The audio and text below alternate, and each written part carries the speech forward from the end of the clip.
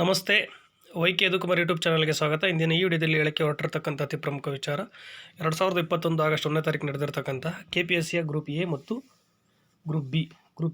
Group B technical ಹುದ್ದೆಗಳಿಗೆ ಸಂಬಂಧಪಟ್ಟಂತೆ ಒಂದು ಪರೀಕ್ಷೆ ನಡೆದಿದೆ. ಆ ಪರೀಕ್ಷೆ ಬಗ್ಗೆ ನಾನು ಮತ್ತು ಆ ಪರೀಕ್ಷೆಯ ಪ್ರಶ್ನೆ ಪತ್ರಿಕೆ ಮತ್ತು ಅದಕ್ಕೆ ಸಂಬಂಧಪಟ್ಟಿರ್ತಕ್ಕಂಥ ಕೀ ಉತ್ತರಗಳ ಬಗ್ಗೆ ನಾನು ಇವತ್ತು ಮಾತಾಡ್ತಾ ಇದ್ದೀನಿ. ನೀವಿನ್ನೂ ನನ್ನ ಚಾನಲ್ ಸಬ್ಸ್ಕ್ರೈಬ್ ಆಗಿಲ್ಲ ಅಂದರೆ ದಯಮಾಡಿ YK Yadukumar YouTube channel subscribe ಮಾಡಿ, ಬೆಲ್ಲೈಕನನ್ನು ಒತ್ತಿ ಉದ್ಯೋಗಕ್ಕೆ ಸಂಬಂಧಪಟ್ಟಂತೆ ನೆಟ್ಟು ಕೇಸ್ಲೆಟು ವಿವಿಧ ಹುದ್ದೆಗಳ ಸ್ಯಾಲ್ರಿಗಳ ವಿಡಿಯೋಗಳನ್ನು ನಾವು ನಮ್ಮ ಚಾನಲ್ನಲ್ಲಿ ಅಪ್ಲೋಡ್ ಮಾಡಿದಾಗ ನೇರವಾಗಿ ನಿಮ್ಮ ನೋಟಿಫಿಕೇಷನ್ಗಳಲ್ಲಿ ಆ ವಿಡಿಯೋಗಳು ಕಾಣಿಸ್ಕೊಳ್ತವೆ.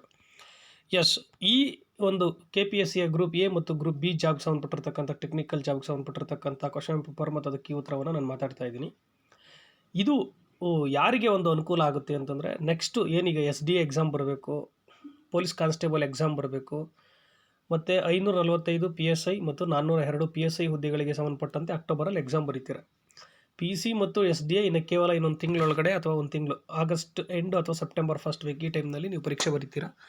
ಅವರೆಲ್ಲರೂ ಅಷ್ಟೇ ಅಲ್ಲದೆ ಇನ್ನು ಮುಂದೆ 1 ಇಯರ್ ಒಳಗಡೆ ಯಾರೆಲ್ಲ ಪರೀಕ್ಷೆ ಬರೀತೀರ ಅವರಿಗೆಲ್ಲ ಇದೊಂದು ಅನುಕೂಲ ಆಗುತ್ತೆ. ಯಾಕೆ ಅಂತಂದರೆ ಇದರಲ್ಲಿ ಕೇಳಿರ್ತಕ್ಕಂಥ ಸಾಕಷ್ಟು ಕ್ವಶನ್ಸ್ಗಳು ಅದರಲ್ಲಿ ರಿಪೀಟ್ ಆಗ್ತಕ್ಕಂಥ, ಮುಂದೆ ಬರ್ತಕ್ಕಂಥ ಪರೀಕ್ಷೆಗಳಲ್ಲಿ ರಿಪೀಟ್ ಆಗ್ತಕ್ಕಂಥ ಸಾಧ್ಯತೆ ಇದೆ.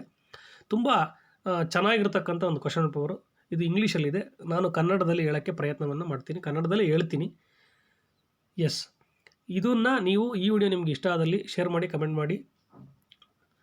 ಧನ್ಯವಾದಗಳು. ನೆಕ್ಸ್ಟ್ ಈಗ ನಾನು ಇದ್ರ ಬಗ್ಗೆ ಮಾತಾಡೋಕ್ಕೆ ಕೊಡ್ತಾ ಇದ್ದೀನಿ. ಮೊದಲನೇ ಪ್ರಶ್ನೆ ಈ ರೀತಿ ಇದೆ ನೋಡಿ. ಈ ಒಂದು ಪ್ರಶ್ನೆ ಪತ್ರಿಕೆ ವಿಶ್ಲೇಷಣೆ ಮಾಡಿದ ಸಂದರ್ಭದಲ್ಲಿ ಇಂಡಿಯನ್ ಕಾನ್ಸ್ಟಿಟ್ಯೂಷನ್ ಸಂಬಂಧಪಟ್ಟಂತೆ ಸುಮಾರು 28 ಪ್ರಶ್ನೆಗಳನ್ನು ಇದರಲ್ಲಿ ಕೇಳಿದ್ದಾರೆ. ಹೆಚ್ಚು ಫೋಕಸ್ಸು ಇಂಡಿಯನ್ ಕಾನ್ಸ್ಟಿಟ್ಯೂಷನ್ ಮಾಡಿದ್ದಾರೆ. ಅದನ್ನು ಹೊರತುಪಡಿಸಿದ್ರೆ ಸೆಕೆಂಡ್ ಫೋಕಸ್ಸು ಮೆಂಟಲ್ ಎಬಿಲಿಟಿಗೆ ಮಾಡಿದ್ದಾರೆ. ಇದಾದ ಮೇಲೆ ನೀವು ಕಮೆಂಟ್ ಮಾಡೋದಾದರೆ ಆ ಮೆಂಟಲ್ ಎಬಿಲಿಟಿ ಕ್ವಶನ್ಸ್ಗಳನ್ನು ನಾನು ಬಿಡಿಸಿ ನಾನು ವಿಡಿಯೋ ಮಾಡಬೇಕು ಅಂತ ಇದ್ದೀನಿ. ಹಾಗಾಗಿ ನಿಮ್ಮ ಕಮೆಂಟ್ ಮೇಲೆ ಅದು ಡಿಪೆಂಡ್ ಆಗಿರುತ್ತೆ. ಈಗ ಮೊದಲನೇ ಪ್ರಶ್ನೆ ನೋಡೋಣ. On which article union budget is presented periodically ಅಂತ ಇದೆ. ಅಂದರೆ ನಿಯತಕಾಲವಾಗಿ ಅಥವಾ ಕಾಲಕಾಲಕ್ಕೆ ಕೇಂದ್ರದವರು ಬಡ್ಜೆಟನ್ನು ಮಂಡನೆ ಮಾಡೋದಕ್ಕೆ ಸಂವಿಧಾನದಲ್ಲಿ ಯಾವ ಆರ್ಟಿಕಲ್ ಅವಕಾಶ ಮಾಡಿಕೊಡ್ತದೆ, ಯಾವ ಆರ್ಟಿಕಲ್ ಅದ್ರ ಬಗ್ಗೆ ಹೇಳುತ್ತೆ ಅಂತ ಕೇಳಿದ್ದಾರೆ. ಇಲ್ಲಿ 115 ಇದೆ, 114 ಇದೆ, 113 ಇದೆ, 112 ಇದೆ. ನೋಡಿ, ಇದಕ್ಕೆ ಸರಿಯಾಗಿರ್ತಕ್ಕಂಥ ಉತ್ತರ 112. ಅಂದರೆ ಮೊದಲನೇ ಪ್ರಶ್ನೆಗೆ option 4 is right. Option 4 is right. ಹಾಗಾಗಿ ಮೊದಲನೇದಕ್ಕೆ 4ನೇ ಆಯ್ಕೆ ಸರಿಯಾಗಿರುತ್ತೆ. ಅಂದರೆ ಆರ್ಟಿಕಲ್ 112 ಕೇಂದ್ರ ಸರ್ಕಾರ ಅಥವಾ ಕೇಂದ್ರ ಬಡ್ಜೆಟನ್ನು ಮಂಡನೆ ಮಾಡೋದಕ್ಕೆ ಆ ಒಂದು ಅವಕಾಶವನ್ನು ಈ ಆರ್ಟಿಕಲ್ ಮಾಡಿಕೊಡುತ್ತದೆ ಅಂಥೇಳಿ ಅದರ ಅರ್ಥ. ನೆಕ್ಸ್ಟ್ ಇದಾದಮೇಲೆ ನೋಡಿ, ನೆಕ್ಸ್ಟು ಇಲ್ಲಿ 31ನೇ ಪ್ರಶ್ನೆಗೆ ನಾವು ಹೋಗಬೇಕಾಗುತ್ತೆ. ಯಾಕಂದರೆ ಅದ್ರ ಮಧ್ಯೆ ಬೇರೆ ಬೇರೆ ಕ್ವಶನ್ಸ್ಗಳು ಸಂಬಂಧಪಟ್ಟಂಗಿದೆ, ಬೇರೆ ವಿಚಾರಕ್ಕೆ ಸಂಬಂಧಪಟ್ಟಂಗೆ. Competent to prescribe conditions for acquiring citizenship of India ಅಂತ ಐತೆ. ಈ ಸಿಟಿಜನ್ಶಿಪ್ ಸಂಬಂಧಪಟ್ಟಿರ್ತಕ್ಕಂತಹ ಯಾವುದೇ ಒಂದು ಷರತ್ತುಗಳನ್ನು ಅನ್ವಯ ಮಾಡಬೇಕು ಅಂತಂತಂದರೆ, ಷರತ್ತುಗಳನ್ನ ವಿಧಿಸಬೇಕು ಅಂತಂದರೆ ಅದಕ್ಕೆ ಸಂಬಂಧಪಟ್ಟಂತೆ, ಅಂದರೆ ಭಾರತದ ಪೌರತ್ವಕ್ಕೆ ಸಂಬಂಧಪಟ್ಟಿರ್ತಕ್ಕಂತಹ ಯಾವುದೇ ಷರತ್ತುಗಳನ್ನು ವಿಧಿಸೋದಕ್ಕೆ ಅಥವಾ ಆ ಥರದ ಕಾನೂನುಗಳನ್ನ ರೆಡಿ ಮಾಡೋದಕ್ಕೆ ಯಾರಿಗೆ ಅವಕಾಶವಿದೆ ಅಂತೇಳಿ ಇಲ್ಲೊಂದು ಪ್ರಶ್ನೆಯನ್ನು ಕೇಳಿದ್ದಾರೆ. ಇದಕ್ಕೆ ಸಂಬಂಧಪಟ್ಟಿರ್ತಕ್ಕಂಥದ್ದು ಸಂಸತ್ನಲ್ಲಿ ಯಾವುದೇ ಕಾನೂನುಗಳು, ದೇಶಕ್ಕೆ ಸಂಬಂಧಪಟ್ಟಿರ್ತಕ್ಕಂಥ ಯಾವುದೇ ಕಾನೂನುಗಳು ರೂಪಿಸಬೇಕು ಅಂತಂದರೆ ಅದು ಸಂಸತ್ನಲ್ಲೇ ಸಾಧ್ಯತೆ ಇರೋದ್ರಿಂದಾಗಿ, ಹಾಗಾಗಿ ಪಾರ್ಲಿಮೆಂಟ್ ಇಂಡಿಯಾ ಅಂತಕ್ಕಂಥದ್ದು 3ನೇ ಆಪ್ಷನ್. ನೋಡಿ, ಆಪ್ಷನ್ಸ್ ಯಾವ್ದು ಕೊಟ್ಟವನೇ: president of India, attorney general of India, parliament of India, advocate general ಅಂತ ಕೊಟ್ಟಿದ್ದಾರೆ. ಅದಕ್ಕೆ ಇರ್ತಕ್ಕಂಥದ್ದು ಸಿಟಿಜನ್ಶಿಪ್ಗೆ ಸಂಬಂಧಪಟ್ಟಿರ್ತಕ್ಕಂತಹ ಷರತ್ತುಗಳನ್ನು ಅಥವಾ ವಿಧಿಸ್ತಕ್ಕಂಥದ್ದು, ಕಾನೂನುಗಳನ್ನ ಮಾಡ್ತಕ್ಕಂಥ ಅಧಿಕಾರ ಇರ್ತಕ್ಕಂಥದ್ದು ಪಾರ್ಲಿಮೆಂಟ್ ಆಫ್ ಇಂಡಿಯಾ, ಭಾರತದ ಸಂಸತ್ತಿಗೆ ಅವಕಾಶ ಇರೋದರಿಂದಾಗಿ ನಾವು ಈ ಒಂದು ಪ್ರಶ್ನೆಗೆ 31ನೇ ಪ್ರಶ್ನೆಗೆ ಆಪ್ಷನ್ 3 ಪಾರ್ಲಿಮೆಂಟ್ ಆಫ್ ಇಂಡಿಯಾವನ್ನು ನಾವೇನು ಮಾಡ್ತಿದ್ದೀವಿ, ಸೆಲೆಕ್ಟ್ ಮಾಡಬೇಕಾಗುತ್ತೆ. ಇದು ಸರಿಯಾಗಿರ್ತಕ್ಕಂತಹ ಉತ್ತರ ಆಗುತ್ತೆ ಈ ಪ್ರಶ್ನೆಗೆ. ನೆಕ್ಸ್ಟ್ 32ನೇ ಪ್ರಶ್ನೆ. The constitutions of India provides. Constitutions of India, ಭಾರತದ ಸಂವಿಧಾನವು ಯಾವುದನ್ನು ಪ್ರೊವೈಡ್ ಮಾಡಿದೆ ಅಂತ ಕೇಳ್ತದೆ. ಪ್ರೆಸಿಡೆನ್ಷಿಯಲ್ ಫಾರ್ಮ್ ಆಫ್ ಗೌರ್ನಮೆಂಟಾ, ಕ್ಯಾಬಿನೆಟ್ ಸಿಸ್ಟಮ್ ಆಫ್ ಗೌರ್ನಮೆಂಟಾ, ಪಾರ್ಲಿಮೆಂಟ್ರಿ ಸಿಸ್ಟಮ್ಮ, ಬೈ ಕ್ಯಾಮರಲ್ ಸಿಸ್ಟಮ್. ಮತ್ತು ಅದರಲ್ಲಿ ಮತ್ತೆ ಸಂಕೇತಗಳು ಕೊಟ್ಟಿದ್ದಾರೆ. ಮೊದಲನೇದು ರೈಟಾ, 1 2ನೇದು ರೈಟಾ, 1 2 3ನೇದು ರೈಟಾ, 2 3 4ನೇದು ರೈಟಾ ಅಂತ ಕೊಡ್ತಾರೆ. ನೋಡಿ, ಇಲ್ಲಿ ಸ್ವಲ್ಪ ನಮಗೇನಾಗುತ್ತೆ ಅಂದರೆ ಸ್ವಲ್ಪ ಕನ್ಫ್ಯೂಷನ್ ಸ್ಟಾರ್ಟ್ ಆಗುತ್ತೆ. The constitutions of India provides presidential form of government. ಇದಕ್ಕೆ ಅವಕಾಶವನ್ನು ಮಾಡಿಕೊಟ್ಟಿಲ್ಲ. ನಮ್ಮದು ರಾಷ್ಟ್ರಪತಿ ಆಡಳಿತ ಇರ್ತಕ್ಕಂಥದ್ದು ಅಥವಾ ರಾಷ್ಟ್ರಪತಿ ಸರ್ಕಾರ ಇರ್ತಕ್ಕಂಥದ್ದಲ್ಲ. ಬಟ್ ಅವ್ರ ಹೆಸರಿನಲ್ಲಿ ನಡೀತದೆ, ಆದರೆ ಅವರು ನೈಜ ಕಾರ್ಯಾಂಗ ಕೆಲಸ. Next cabinet system of government. Cabinet system ಇದೆ ನಮ್ಮಲ್ಲಿ. ಕ್ಯಾಬಿನೆಟ್ ಸಿಸ್ಟಮ್ ಅಂತಂದರೆ ಸಂಸತ್ತು ಏನು ಮಾಡುತ್ತೆ, ಅಧಿಕಾರವನ್ನು ಕ್ಯಾಬಿನೆಟ್ಟಿಗೆ ಕೊಟ್ಬಿಡುತ್ತೆ. ಕ್ಯಾಬಿನೆಟ್ ಏನು ಮಾಡುತ್ತೆ, ಎಲ್ಲ ರೀತಿಯಾಗಿರ್ತಕ್ಕಂತಹ ಸರ್ಕಾರವನ್ನು ಮುನ್ನಡೆಸ್ತಕ್ಕಂಥ ಕೆಲಸವನ್ನು ಕ್ಯಾಬಿನೆಟೇ ಸರ್ಕಾರ ಆಗಿ ಮುನ್ನಡೆಸ್ತದೆ. ಹಂಗಾಗಿ ಕ್ಯಾಬಿನೆಟ್ ಸಿಸ್ಟಮ್ ಆಫ್ ಗೌರ್ಮೆಂಟ್ಗೆ ಅವಕಾಶ ಮಾಡಿಕೊಟ್ಟಿದೆ. Next parliamentary system. ನೋಡಿ, ಪಾರ್ಲಿಮೆಂಟ್ರಿ ಸಿಸ್ಟಮ್ಗೂ ಇಲ್ಲಿ ಅವಕಾಶ ಮಾಡಿಕೊಟ್ಟಿದೆ. ಯಾಕಂದರೆ ಜನರೆಲ್ಲ ಓಟ್ ಹಾಕಿ ಪಾರ್ಲಿಮೆಂಟನ್ನು ರೆಡಿ ಮಾಡ್ತಾರೆ. ಅಂದರೆ ಲೋಕಸಭೆ ಇರ್ಬೋದು, ಮತ್ತು ಲೋಕಸಭೆ ಮತ್ತು ರಾಜ್ಯಸಭೆ. ಇಂಡೈರೆಕ್ಟಾಗಿ ರಾಜ್ಯಸಭೆಯನ್ನು ಜನರ ರಚನೆ ಮಾಡ್ತಾರೆ, ಡೈರೆಕ್ಟಾಗಿ ಲೋಕಸಭೆಯನ್ನು ಜನರು ರಚನೆ ಮಾಡ್ತಾರೆ. ಅವ್ರಿಗೆ ಅಧಿಕಾರವನ್ನು ಕೊಡ್ತೀವಿ. ಯಾಕಂದರೆ ಏನೇ ಕಾನೂನುಗಳು ಬೇಕು ಅಂದರೆ ಪಾರ್ಲಿಮೆಂಟೇ ರಚನೆ ಮಾಡುತ್ತೆ. ಹಾಗಾಗಿ ಪಾರ್ಲಿಮೆಂಟ್ರಿ ಸಿಸ್ಟಮ್ ಏನು ಇಂಗ್ಲೆಂಡಲ್ಲಿ ಏನಿದೆ, ಪಾರ್ಲಿಮೆಂಟ್ರಿ ಸಿಸ್ಟಮ್ ಸಂಸದೀಯ ಒಂದು ವ್ಯವಸ್ಥೆ, ಆ ಸಂಸದೀಯ ವ್ಯವಸ್ಥೆಯೂ ನಮ್ಮಲ್ಲಿದೆ. ಆ ಸಂಸತ್ತು ಪ್ರಧಾನಮಂತ್ರಿನ ಆಯ್ಕೆ ಮಾಡುತ್ತೆ. ಪ್ರಧಾನಮಂತ್ರಿ ಮಂತ್ರಿಮಂಡಲ ರಚನೆ ಮಾಡ್ಕೊಂಡು ಅವ್ರ ಗೌರ್ಮೆಂಟ್ ಅಂದರೆ ಕ್ಯಾಬಿನೆಟ್ ನಡೆಸ್ಕೊಂಡು ಹೋಗ್ತಾ ಇರ್ತದೆ. ಹಂಗಾಗಿ ಕ್ಯಾಬಿನೆಟ್ ಸಿಸ್ಟಮ್ ಆಫ್ ಗೌರ್ಮೆಂಟ್ ಅವಕಾಶ ಇದೆ, ಪಾರ್ಲಿಮೆಂಟ್ರಿ ಸಿಸ್ಟಮ್ ಇದೆ, ಮತ್ತು ಬೈಕ್ಯಾಮರಲ್ ಸಿಸ್ಟಮ್ ಇದೆ. ಬೈಕ್ಯಾಮರಲ್ ಸಿಸ್ಟಮ್ ಅಂತಂದರೆ ಗೊತ್ತಿರಬೇಕು, ಸರ್ಕಾರದ ಒಂದು ವ್ಯವಸ್ಥೆ ಇದೆ. ನಮ್ಮಲ್ಲಿ ಕೇಂದ್ರದಲ್ಲಿ ಕೇಂದ್ರ ಸರ್ಕಾರವು ಇಡೀ ದೇಶಕ್ಕೆ ಅನ್ವಯ ಆಗುವಂತೆ, ಮತ್ತು ಪ್ರತಿಯೊಂದು ರಾಜ್ಯಗಳಿಗೆ ಸಾಹಿತ್ಯತೆ ಕೊಟ್ಟು ರಾಜ್ಯಗಳಲ್ಲಿ ರಾಜ್ಯ ಸರ್ಕಾರವನ್ನು ರಚನೆ ಮಾಡ್ಕೊಳ್ಳೋದಕ್ಕೆ ಅವಕಾಶ ಮಾಡಿಕೊಂಡು ಕೇಂದ್ರ ಸರ್ಕಾರನೂ ಅಸ್ತಿತ್ವದಲ್ಲಿರುತ್ತೆ, ರಾಜ್ಯ ಸರ್ಕಾರ ಅಸ್ತಿತ್ವದ. ಹಾಗಾಗಿ ಬೈಕ್ಯಾಮರಲ್ ಸಿಸ್ಟಮ್ ಬೈಕ್ಯಾಮರಲ್ ಸಿಸ್ಟಮ್ಮು ಸಹ ಒಂದು ಅವಕಾಶವನ್ನು ಮಾಡಿಕೊಟ್ಟಿದೆ. ನಮ್ಮ ಇಂಡಿಯನ್ ಕಾನ್ಸ್ಟಿಟ್ಯೂಷನ್ ಪ್ರೊವೈಡ್ಸ್ ಅವಕಾಶ ಒಂದೇ. ಹಾಗಾಗಿ ಬಿ ಸಿ ಡಿ ಯಾವುದ್ರಲ್ಲಿ ಇದೆಯೋ ಅದು ಆಪ್ಷನ್ 4 ಕರೆಕ್ಟ್ ಅಂತೇಳಿ ಇದಕ್ಕೆ ಉತ್ತರ. ಯಾವುದಕ್ಕೆ? 32ನೇ ಪ್ರಶ್ನೆಗೆ ಆಪ್ಷನ್ 4. ಆಪ್ಷನ್ 4. 32ನೇ ಪ್ರಶ್ನೆಗೆ option 4. Next, this article is related to equal justice and free legal head ಅಂತಿದೆ. ಅಂದರೆ ಸಮಾನ ನ್ಯಾಯ ಮತ್ತು ಉಚಿತ ಕಾನೂನಿನ ನೆರವು. ಸಮಾನ ನ್ಯಾಯ ಮತ್ತು ಉಚಿತ ಕಾನೂನಿನ ನೆರವು ಯಾವ ಆರ್ಟಿಕಲ್ ಸೂಚಿಸುತ್ತೆ ಅಂತೇಳಿ. ಇಲ್ಲಿ ಯಾವ ಆರ್ಟಿಕಲ್ ಸೂಚಿಸುತ್ತೆ ಅನ್ನೋದಕ್ಕಿಂತ ಮುಂಚೆ ನಾವೇನು ತಿಳ್ಕೋಬೇಕಿದು ಅಂದರೆ, ಇದು ಎಲ್ಲಿ ಬರುತ್ತೆ, ಇದು ಕಾನೂನಿನ ನೆರವಿಗೆ ಅವಕಾಶ ಎಲ್ಲಿ ಕೊರುತ್ತೆ ಅಂತಂದರೆ, ಇದು ಡೈರೆಕ್ಟಿವ್ ಪ್ರಿನ್ಸಿಪಲ್ಸ್ ಆಫ್ ಸ್ಟೇಟ್ ಪಾಲಿಸಿನಲ್ಲಿ ಬರುತ್ತೆ. ಈಕ್ವಲ್ ಜಸ್ಟಿಸ್, ಸಮಾನ ನ್ಯಾಯ ಮತ್ತು ಉಚಿತ ಕಾನೂನಿನ ನೆರವು, ಇದು ಬರ್ತಕ್ಕಂಥದ್ದು. 33ನೇ ಪ್ರಶ್ನೆ, ಆರ್ಟಿಕಲ್ 39A ಏನಿದೆ, ಈ 39A ಇದು ಮುಂಚೆ ಮೂಲತಃ ಸಂವಿಧಾನ ರಚನೆ ಮಾಡಬೇಕಾದ್ರೆ ಇರಲಿಲ್ಲ. ತದನಂತರದಲ್ಲಿ ಇದು ತಿದ್ದುಪಡಿಯಾಗಿ ರಚನೆ ಆಗಿರ್ತಕ್ಕಂಥದ್ದು. ಡೈರೆಕ್ಟಿವ್ ಪ್ರಿನ್ಸಿಪಲ್ಸ್ ಆಫ್ ಸ್ಟೇಟ್ ಪಾಲಿಸಿನಲ್ಲಿ ಇದನ್ನು ಸೇರಿಸಿದ್ದಾರೆ. 39A ಈ ಥರ ಯಾವ್ದು ಬರುತ್ತೋ ABC ಅಥವಾ ಈ ಥರದ್ದು ಇವೆಲ್ಲನೂ ತದನಂತರದಲ್ಲಿ ಸಂವಿಧಾನ ತಿದ್ದುಪಡಿ ಆದಾಗ ರಚನೆ ಆಗಿರ್ತಕ್ಕಂಥವು. ಹಾಗಾಗಿ ಸಮಾನ ನ್ಯಾಯ ಮತ್ತು ಉಚಿತ ಕಾನೂನಿನ ನೆರವು ಸಂಬಂಧಪಟ್ಟಿರ್ತಕ್ಕಂಥದ್ದು 39A ಆರ್ಟಿಕಲ್ ನಮಗೆ ತಿಳಿಸೋದ್ರಿಂದಾಗಿ ಈ ಒಂದು 33ನೇ ಪ್ರಶ್ನೆಗೆ option 4 is right answer. Option 4 is right answer. Next 34ನೇದು, the union government gives grant in aid to the states on the recommendations of the. ಅಂದರೆ ಕೇಂದ್ರ ಸರ್ಕಾರವು ರಾಜ್ಯಗಳಿಗೆ ಸಹಾಯಧನ ಅಥವಾ ಅನುದಾನಗಳನ್ನು ಕೊಡೋದು ಸಂಬಂಧಪಟ್ಟಂತೆ ರೆಕಮೆಂಡ್ ಮಾಡ್ತಕ್ಕಂಥ ಕಮಿಷನ್ ಯಾವುದು ಅಂತ ಕೇಳಿದರೆ, ಪ್ಲಾನಿಂಗ್ ಕಮಿಷನ್ನ, ಫೈನಾನ್ಸ್ ಕಮಿಷನ್ನ, ಕ್ಯಾಬಿನೆಟ್ ಕಮಿಷನ್ನ, ಪಾರ್ಲಿಮೆಂಟ್ ಅಂತ ಕೇಳಿದ್ದಾರೆ. ಇದಕ್ಕೆ ಸರಿಯಾಗಿರ್ತಕ್ಕಂಥ ಉತ್ತರ ಫೈನಾನ್ಸ್ ಕಮಿಷನ್. ಫೈನಾನ್ಸ್ ಕಮಿಷನ್ನ ಯಾರ್ಯಾರು ನೀವು ಕಾಂಪಿಟೇಟಿವ್ ಎಕ್ಸಾಮ್ಸ್ಗೆ ಓದ್ತಿರೋ ಆ ಫೈನಾನ್ಸ್ ಕಮಿಷನ್ ಬಗ್ಗೆ ಎವ್ರಿ ಇಯರ್ ಪ್ರತಿಯೊಂದು ಎಕ್ಸಾಮ್ಸ್ಗಳಲ್ಲೂ ಕ್ವಶನ್ಸನ್ನು ತೆಗಿತಾರೆ. ಹಾಗಾಗಿ ಫೈನಾನ್ಸ್ ಕಮಿಷನನ್ನು ಅದು ಯಾಕಂದರೆ ಇದೊಂದು ಕಾನ್ಸ್ಟಿಟ್ಯೂಷನ್ನೇ ಪ್ರೊವೈಡ್ ಮಾಡಿರ್ತಕ್ಕಂತಹ ಒಂದು ಕಮಿಷನ್ ಇದು, ಫೈನಾನ್ಸ್ ಕಮಿಷನ್. ಆರ್ಟಿಕಲ್ 218ಗೆ ಸಂಬಂಧಪಟ್ಟಂತೆ ಈ ಫೈನಾನ್ಸ್ ಕಮಿಷನ್ಸ್ ಬಗ್ಗೆ ತಿಳಿಸ್ತಾ ಹೋಗ್ತದೆ. ಹಾಗಾಗಿ ಈ ಒಂದು ಗ್ರ್ಯಾಂಟ್ ಏಡ್ ಸಂಬಂಧಪಟ್ಟಂತೆ ಸೆಂಟ್ರಲ್ ಗೌರ್ಮೆಂಟು ಸ್ಟೇಟ್ಗಳಿಗೆ ಹಂಚ್ತಕ್ಕಂಥದ್ದು ಕೊಡ್ತಕ್ಕಂಥದ್ರ ಬಗ್ಗೆ ರೆಕಮೆಂಡ್ ಮಾಡ್ತಕ್ಕಂಥದ್ದು ಫೈನಾನ್ಸ್ ಕಮಿಷನ್. ಇದು ಮೋಸ್ಟ್ ಇಂಪಾರ್ಟೆಂಟ್ ಕಮಿಷನ್. ಇದರ ಆಧಾರದ ಮೇಲೆ ಏನು ಮಾಡುತ್ತೆ ಅಂದರೆ, ಸರ್ಕಾರ ಟ್ಯಾಕ್ಸ್ ಕಲೆಕ್ಟ್ ಮಾಡಿದ್ಮೇಲೆ ಇಷ್ಟು% ಯಾವ ರಾಜ್ಯಗಳಿಗೆ ಕೊಡಬೇಕು ಅಂತಕ್ಕಂಥದ್ದನ್ನು ಎಲ್ಲ ಒಂದು ನಿರ್ಧಾರ ಮಾಡ್ತಕ್ಕಂಥದ್ದು. ಇದು 5 ಇಯರ್ಸ್ಗೆ ಒಂದ್ಸರಿ ಫೈನಾನ್ಸ್ ಕಮಿಷನನ್ನು ಪ್ರೆಸಿಡೆಂಟ್ ಅವರು ನೇಮಕ ಮಾಡ್ತಾರೆ. ನೆಕ್ಸ್ಟ್ ಕ್ವಶನ್ ನೋಡೋಣ. Which of the article provides the creations of all Indian services? Which of the article provides the creations of all Indian service? ಅಂದರೆ ಅಖಿಲ ಭಾರತ ಸೇವೆಗಳನ್ನು ಸೃಷ್ಟಿ ಮಾಡೋದಕ್ಕೆ ಅವಕಾಶ ಮಾಡಿಕೊಟ್ಟಿರ್ತಕ್ಕಂಥ ಆರ್ಟಿಕಲ್ ಯಾವುದು ಅಂತ ಕೇಳ್ತಿದ್ರೆ, ನೋಡಿ ಇಲ್ಲಿ ಆರ್ಟಿಕಲ್ 311, 312, 312A, 309 ಅಂತೇಳಿ ಕೊಟ್ಟಿದ್ದಾರೆ. ಇದು ಕ್ವಶನ್ ನಂಬರ್ 35. ಕ್ವಶನ್ ನಂಬರ್ 35ಕ್ಕೆ ಸರಿಯಾಗಿರ್ತಕ್ಕಂಥ ಉತ್ತರ ಆರ್ಟಿಕಲ್ 312 ಅಂದರೆ ಮೂಲತಃ ಕಾನ್ಸ್ಟಿಟ್ಯೂಷನ್ನಲ್ಲೇ ಅದಕ್ಕೆ ಅವಕಾಶ ಮಾಡಿಕೊಟ್ಟಿದ್ದಾರೆ. ಎಸ್, ಹಂಗಾರೆ ಅಖಿಲ ಭಾರತ ಸೇವೆಗಳಿಗೆ ಅವಕಾಶ ಮಾಡಿಕೊಟ್ಟಿರ್ತಕ್ಕಂತಹ ಸಂವಿಧಾನದ ವಿಧಿ ಬಂದು 312 ಅಂದರೆ 35ನೇ ಪ್ರಶ್ನೆಗೆ 2ನೇ ಆಪ್ಷನ್ನು ಸರಿಯಾಗಿರ್ತಕ್ಕಂತಹ ಉತ್ತರ ಆಗಿದೆ. ನೆಕ್ಸ್ಟ್ 36ನೇದು, procedure for impeachment of the president. ಅಂದರೆ ಪ್ರೆಸಿಡೆಂಟ್ರನ್ನು ಅಧಿಕಾರದಿಂದ ಕೆಳಗಿಳಿಸ್ತಕ್ಕಂಥದ್ದಕ್ಕೆ ನಾವು ಮಹಾಭಿಯೋಗ ಅಂತ ಕರಿತೀವಿ, ಇಂಪೀಚ್ಮೆಂಟ್ ಅಂತ ಕರಿತೀವಿ. ಆ ಮಹಾಭಿಯೋಗ ಪ್ರೊಸೀಜರ್ ಸಂಬಂಧಪಟ್ಟಂತೆ ಹೇಳಿರ್ತಕ್ಕಂಥ ಆರ್ಟಿಕಲ್ ಯಾವುದು ಅಂತ ಹೇಳಿದ್ದಾರೆ. ನೋಡಿ, ಇದಕ್ಕೆ ಆರ್ಟಿಕಲ್ 61 ಇದೆ, 141 ಇದೆ, 157 ಇದೆ, 77 ಇದೆ.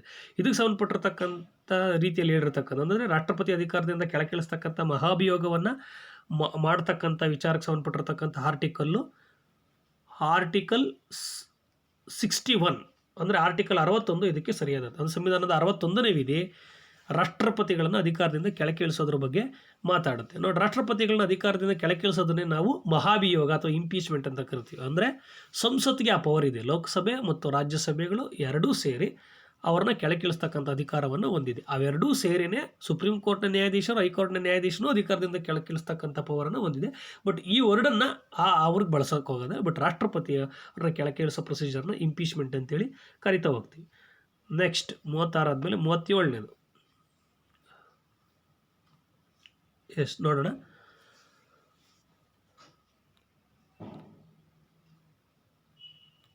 ಎಸ್,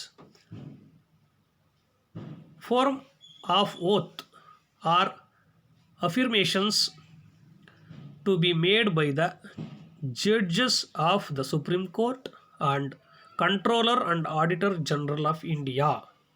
ಅಂದರೆ ಸುಪ್ರೀಂ ಕೋರ್ಟ್ನ ನ್ಯಾಯಾಧೀಶರು ಮತ್ತು CAG control and auditor generals ಏನಿದ್ದಾರೆ, ಇವರು ಪ್ರಮಾಣ ವಚನ ಸ್ವೀಕರಿಸ್ತಕ್ಕಂಥ ವಿಚಾರವನ್ನು ಯಾವ ಶೆಡ್ಯೂಲ್, ಸುಮಾರು ನಮ್ಮ ಇಂಡಿಯನ್ ಕಾನ್ಸ್ಟಿಟ್ಯೂಷನ್ 12 ಶೆಡ್ಯೂಲ್ಸ್ಗಳು ಇದ್ದಾವೆ. ಫಸ್ಟ್ 8 ಇದ್ವು, ಆಮೇಲೆ 4 ಶೆಡ್ಯೂಲ್ಗಳನ್ನ ಸೇರ್ಪಡೆ ಮಾಡಿದ್ದಾರೆ. 12 ಶೆಡ್ಯೂಲ್ ಇದೆ. ಶೆಡ್ಯೂಲ್ 1, 2, 3, 4 ಅಂತ ಇದೆ. ಈ ಯಾವ ಶೆಡ್ಯೂಲಲ್ಲಿ ಪ್ರಮಾಣ ವಚನ ಬರೀ ಇವ್ರದೇ ಅಲ್ಲ, ರಾಷ್ಟ್ರಪತಿಯಿಂದ ಹಿಡಿದು ಉಪರಾಷ್ಟ್ರಪತಿ, ಪ್ರಧಾನಮಂತ್ರಿಯಿಂದ ಹಿಡಿದು ಎಲ್ಲ ಮಂತ್ರಿಗಳಿಂದ ಹಿಡಿದು ಮತ್ತು ಉನ್ನತವಾಗಿರ್ತಕ್ಕಂಥ ಹುದ್ದೆಗಳು, ಈಗ ಸುಪ್ರೀಂ ಕೋರ್ಟ್ ಜಡ್ಜಸ್ ಆಗಿರ್ಬೋದು, ಹೈಕೋರ್ಟ್ ಜಡ್ಜಸ್ ಆಗಿರ್ಬೋದು, AG ಆಗಿರ್ಬೋದು, CAG ಆಗಿರ್ಬೋದು, ಇದು ಎಲ್ಲ ಸಂಬಂಧಪಟ್ಟಿರ್ತಕ್ಕಂತಹ ವಿಚಾರ. ಅಂದರೆ 37ನೇ ಪ್ರಶ್ನೆ, ಶೆಡ್ಯೂಲ್ 3, 3ನೇ ಶೆಡ್ಯೂಲ್ ಇದಕ್ಕೆ ಸಂಬಂಧಪಟ್ಟಂತೆ ಹೇಳುತ್ತೆ. ಅಂದರೆ ಎಲ್ಲ ಈ ಉನ್ನತ ಅಧಿಕಾರದಲ್ಲಿ ಇರ್ತಕ್ಕಂಥವರೆಲ್ಲ ಏನಿರ್ತಾರೆ ಅವರ ಪ್ರಮಾಣವಚನ ಸ್ವೀಕರಿಸೋದ್ರ ಬಗ್ಗೆ ಯಾವ ರೀತಿ ಇರಬೇಕು, ಯಾವ ರೀತಿ ಪ್ರಮಾಣವಚನ ಸ್ವೀಕರಿಸಬೇಕು ಅಂತಕ್ಕಂಥ ಎಲ್ಲ ವಿಚಾರಗಳನ್ನು ಅನುಸೂಚಿ 3, ಶೆಡ್ಯೂಲ್ 3 ಅದ್ರ ಬಗ್ಗೆ ತಿಳಿಸ್ಕೊಡುತ್ತೆ. ಹಾಗಾಗಿ 37ನೇದಕ್ಕೆ ಸರಿಯಾಗಿರ್ತಕ್ಕಂಥ ಉತ್ತರ 3ನೇ ಆಪ್ಷನ್, ಶೆಡ್ಯೂಲ್ 3 ಅನುಸೂಚಿ 3 ಇದ್ರ ಬಗ್ಗೆ ತಿಳಿಸ್ಕೊಡುತ್ತೆ. Next, according to article 12 of the constitutions of India the state includes. ಅಂದರೆ 12ನೇ ಆರ್ಟಿಕಲಿಂದ 35ನೇ ಆರ್ಟಿಕಲ್ವರೆಗೂ ಫಂಡಮೆಂಟಲ್ ರೈಟ್ಸ್ ಸಂಬಂಧಪಟ್ಟಿರ್ತಕ್ಕಂಥ ವಿಚಾರವನ್ನು ಚರ್ಚೆ ಮಾಡ್ತೀವಿ. ಬಟ್ ಫಂಡಮೆಂಟಲ್ ರೈಟ್ಸ್ ಸಂಬಂಧಪಟ್ಟಂಗೆ ಈಗ ಏನು 6 ಫಂಡಮೆಂಟಲ್ ರೈಟ್ಸ್ ಇದ್ದಾವೆ, ಮೂಲಭೂತ ಹಕ್ಕುಗಳಿದ್ದಾವೆ. ಆ ಮೂಲಭೂತ ಹಕ್ಕುಗಳು ಸಮಾನತೆ ಹಕ್ಕು 14ರಿಂದ ಪ್ರಾರಂಭ ಆಗುತ್ತೆ, ಸಂವಿಧಾನಬದ್ಧ ಪರಿಹಾರಕ್ಕೂ 32ಕ್ಕೆ ನಿಂತೋಗುತ್ತೆ. ಆದರೆ ಈ 12, 13 ಅದರ ಇಂಟ್ರೊಡಕ್ಷನ್ಸ್ ಬಗ್ಗೆ ಹೇಳ್ತಾ ಹೋಗ್ತವೆ. ಅದರಲ್ಲೂ 12ನೇ ಆರ್ಟಿಕಲ್ ಏನಿದೆ, ಆರ್ಟಿಕಲ್ 12 ಅಥವಾ ವಿಧಿ 12 ಇಂಡಿಯನ್ ಕಾನ್ಸ್ಟಿಟ್ಯೂಷನಲ್ಲಿ ದ ಸ್ಟೇಟ್ ಅಂತಕ್ಕಂಥದ್ದನ್ನು ಯಾವ ರೀತಿ ಅದನ್ನು ಹೇಳುತ್ತೆ ಅಂತಂದರೆ, ಇದು ಒಂದು ರಾಜ್ಯ ಅಂತೇಳಿ. ನಾವು ಕನ್ನಡದಲ್ಲಿ ನಮ್ಮ ಮಾಮೂಲಿ ನೀವು ಕ್ಯಾಶುವಲಾಗಿ ಮಾತಾಡಬೇಕಾದ ರಾಜ್ಯ ಅಂತಂದರೆ, ಈಗ ಒಂದು ಮುಖ್ಯಮಂತ್ರಿ ಮಂತ್ರಿಮಂಡಲ ಒಳಗೊಂಡಿರ್ತಕ್ಕಂಥ ಈ ಕರ್ನಾಟಕ ಅಂತದೊಂದು ರಾಜ್ಯ, ತಮಿಳುನಾಡು ಒಂದು ರಾಜ್ಯ ಅಂತ ಕರಿತೀವಿ. ಆದರೆ ಇಲ್ಲಿ ದ ಸ್ಟೇಟ್ ಇದು ಬಂದಿರತಕ್ಕಂಥ ವರ್ಡು, ದ ಸ್ಟೇಟ್ ಅಂತೇಳಿ ಕರಿತಕ್ಕಂಥ ವರ್ಡು ಇದೊಂದು ವಿಶಾಲ ಅರ್ಥವನ್ನು ಕೊಡ್ತದೆ. ನೋಡಿ, ಇಲ್ಲಿ ಏನು ಕೊಟ್ಟಿದ್ದಾರೆ ಅಂದರೆ, the government and the parliament of India, the government and legislature of each state, all local or other authorities within the territory of India or under the control of government of India ಅಂತ ಕೇಳಿದ್ದಾರೆ. ನೋಡಿ, article 12ರ ಪ್ರಕಾರ the state ಅಂತಂತಂದರೆ ಯಾವ್ಯಾವುದನ್ನು ಒಳಗೊಂಡಿದೆ ಅಂತಂದರೆ ಇವೆಲ್ಲವನ್ನೂ ಒಳಗೊಂಡಿದೆ. ಅಂದರೆ ಸರ್ಕಾರವನ್ನು ಮತ್ತು ಭಾರತದ ಪಾರ್ಲಿಮೆಂಟನ್ನು, ಸರ್ಕಾರವನ್ನು ಒಳಗೊಂಡಿದೆ. ಸರ್ಕಾರ ಮತ್ತು ಲೆಜಿಸ್ಲೇಟರ್ ಆಫ್ ಈಚ್ ಸ್ಟೇಟಸ್, ಎಲ್ಲ ರಾಜ್ಯಗಳಲ್ಲಿ, ಪ್ರತಿ ರಾಜ್ಯಗಳಲ್ಲಿ ಇರತಕ್ಕಂತಹ ಲೆಜಿಸ್ಲೇಟಿವ್ ಶಾಸಕಾಂಗವನ್ನು ಒಳಗೊಂಡಿದೆ. All local or other authorities within the territory of India or under the control of government of, ಅಂದರೆ ಗೌರ್ಮೆಂಟ್ ಭಾರತದ ಸರ್ಕಾರದ ಕಂಟ್ರೋಲಲ್ಲಿ ಇರ್ತಕ್ಕಂತಹ ಎಲ್ಲ ರೀತಿಯಾಗಿರ್ತಕ್ಕಂಥ ಟೆರಿಟರೀಸ್ಗಳು ಅಥವಾ ಲೋಕಲ್ ಬಾಡೀಸ್ ಏನಿದ್ದಾವೆ ಅವೆಲ್ಲವೂ ಸಹ ಸೇರಿಸಿ ಏನಿಂದ ಕರೀತಿದೆ ಅಂದರೆ ದ ಸ್ಟೇಟ್ ಅಂತ ಕರೆದಿದೆ. ಹಾಗಾಗಿ ಆಲ್ ಆಫ್ ದ ಎಬೋ ಇದಕ್ಕೆ ಸರಿಯಾಗಿರ್ತಕ್ಕಂತಹ 38ನೇ ಕ್ವಶನ್ಗೆ ಸರಿಯಾದ ಆಪ್ಷನ್ಸು 4. ಅಂದರೆ ಉತ್ತರ ಆಲ್ ಆಫ್ ದಿ ಎಬೋ, ಎಲ್ಲವನ್ನು ಒಳಗೊಂಡಿರ್ತಕ್ಕಂಥದ್ದನ್ನೇ ದ ಸ್ಟೇಟ್ ಅಂತೇಳಿ ಸಂವಿಧಾನದ 12ನೇ ವಿಧಿ ಹೇಳ್ತಾ ಹೋಗುತ್ತೆ. ನೆಕ್ಸ್ಟ್ 39ನೇ ಪ್ರಶ್ನೆ, silent future of fundamental rights in India is. ನೋಡಿ, ಈಗಲೂ ನಾವು ಫಂಡಮೆಂಟಲ್ ರೈಟ್ಸ್ ಬಗ್ಗೆನೇ ಮಾತಾಡಿದ್ವಿ. ಆ ಫಂಡಮೆಂಟಲ್ ರೈಟ್ಸ್ ನಲ್ಲೇ ಮತ್ತೊಂದು silent future of fundamental rights in India. ಭಾರತದಲ್ಲಿ ಮೂಲಭೂತ ಹಕ್ಕುಗಳ ಅತಿ ಪ್ರಮುಖವಾಗಿರ್ತಕ್ಕಂತಹ ಲಕ್ಷಣ ಯಾವುದು ಅಂತ ಕೇಳಿದ್ದಾರೆ. ನೋಡಿ, ಇದರಲ್ಲಿ ಭಾಳ ಇಂಪಾರ್ಟೆಂಟ್ ಆಗಿರ್ತಕ್ಕಂಥ ಲಕ್ಷಣ, these are both negative and positive. ಅಂದರೆ ಆಪ್ಷನ್ 2 ಇದೆಲ್ಲಿ ಸಿಗುತ್ತೆ ನಿಮಗೆ ಅಂತ ಹೇಳಿದ್ರೆ, ನೀವು ಫಂಡಮೆಂಟಲ್ ರೈಟ್ಸ್ ಓದಾಗ ನೀವು ಸಮಾನತೆ ಹಕ್ಕಿನಿಂದ ಓದಕ್ಕೆ ಸ್ಟಾರ್ಟ್ ಮಾಡ್ತೀರಿ. ಬಟ್ ಅದಕ್ಕೆ ಮುಂಚೆ ನೀವು 12ನೇ ವಿಧಿ 13ನೇ ವಿಧಿ ಎಲ್ಲ ಓದಿದ ನಂತರ ಲಕ್ಷಣಗಳು ಬರ್ತದೆ. ಹಂಗೆ ಸಂವಿಧಾನದ ಪ್ರಮುಖ ಲಕ್ಷಣಗಳು ಬರುತ್ತೋ ಅದೇ ರೀತಿಯಾಗಿರ್ತಕ್ಕಂತಹ ಮೂಲಭೂತ ಹಕ್ಕುಗಳ ಲಕ್ಷಣಗಳಲ್ಲಿ ಅವು ಸಾರ್ವತ್ರಿಕವಾದವು ಅಂತೇಳಿ ಸ್ಟಾರ್ಟ್ ಮಾಡಿ, ಅವು ಸಕಾರಾತ್ಮಕ ನಕಾರಾತ್ಮಕವಾಗಿರ್ತವೆ ಅಂತೇಳಿ ಒಂದು 3-4 ಲಕ್ಷಣಗಳು ಅದ್ರ ಬಗ್ಗೆ ಚರ್ಚೆ ಮಾಡ್ತದೆ ಹೇಳ್ತದೆ. ಹಾಗಾಗಿ these are both negative and positive. ಕೆಲವು ಸಕಾರಾತ್ಮಕವಾಗಿದ್ದಾವೆ ಮತ್ತು ನಕಾರಾತ್ಮಕ, ಸಕಾರಾತ್ಮಕವಾಗಿಯೂ ಮತ್ತು ನಕಾರಾತ್ಮಕವಾಗಿ ಎರಡೂ ರೀತಿಯಲ್ಲಿ ಇರ್ತಕ್ಕಂಥದ್ದು ಇದು ಅತಿ ಪ್ರಮುಖವಾಗಿರ್ತಕ್ಕಂಥ ಫಂಡಮೆಂಟಲ್ ರೈಟ್ನ ಲಕ್ಷಣ. ಹಾಗಾಗಿ option 2 these are both negative and positive ಅಂದರೆ ಸಕಾರಾತ್ಮಕ ನಕಾರಾತ್ಮಕ ಎರಡನ್ನೂ ಒಳಗೊಂಡಿರ್ತಕ್ಕಂಥದ್ದು ಮೂಲಭೂತ ಹಕ್ಕುಗಳ ಲಕ್ಷಣ ಅಂತಕ್ಕಂಥ ಆಪ್ಷನ್ನು ಸರಿ. 39ಕ್ಕೆ 2ನೇ option ಸರಿಯಾಗಿರ್ತಕ್ಕಂಥದ್ದು.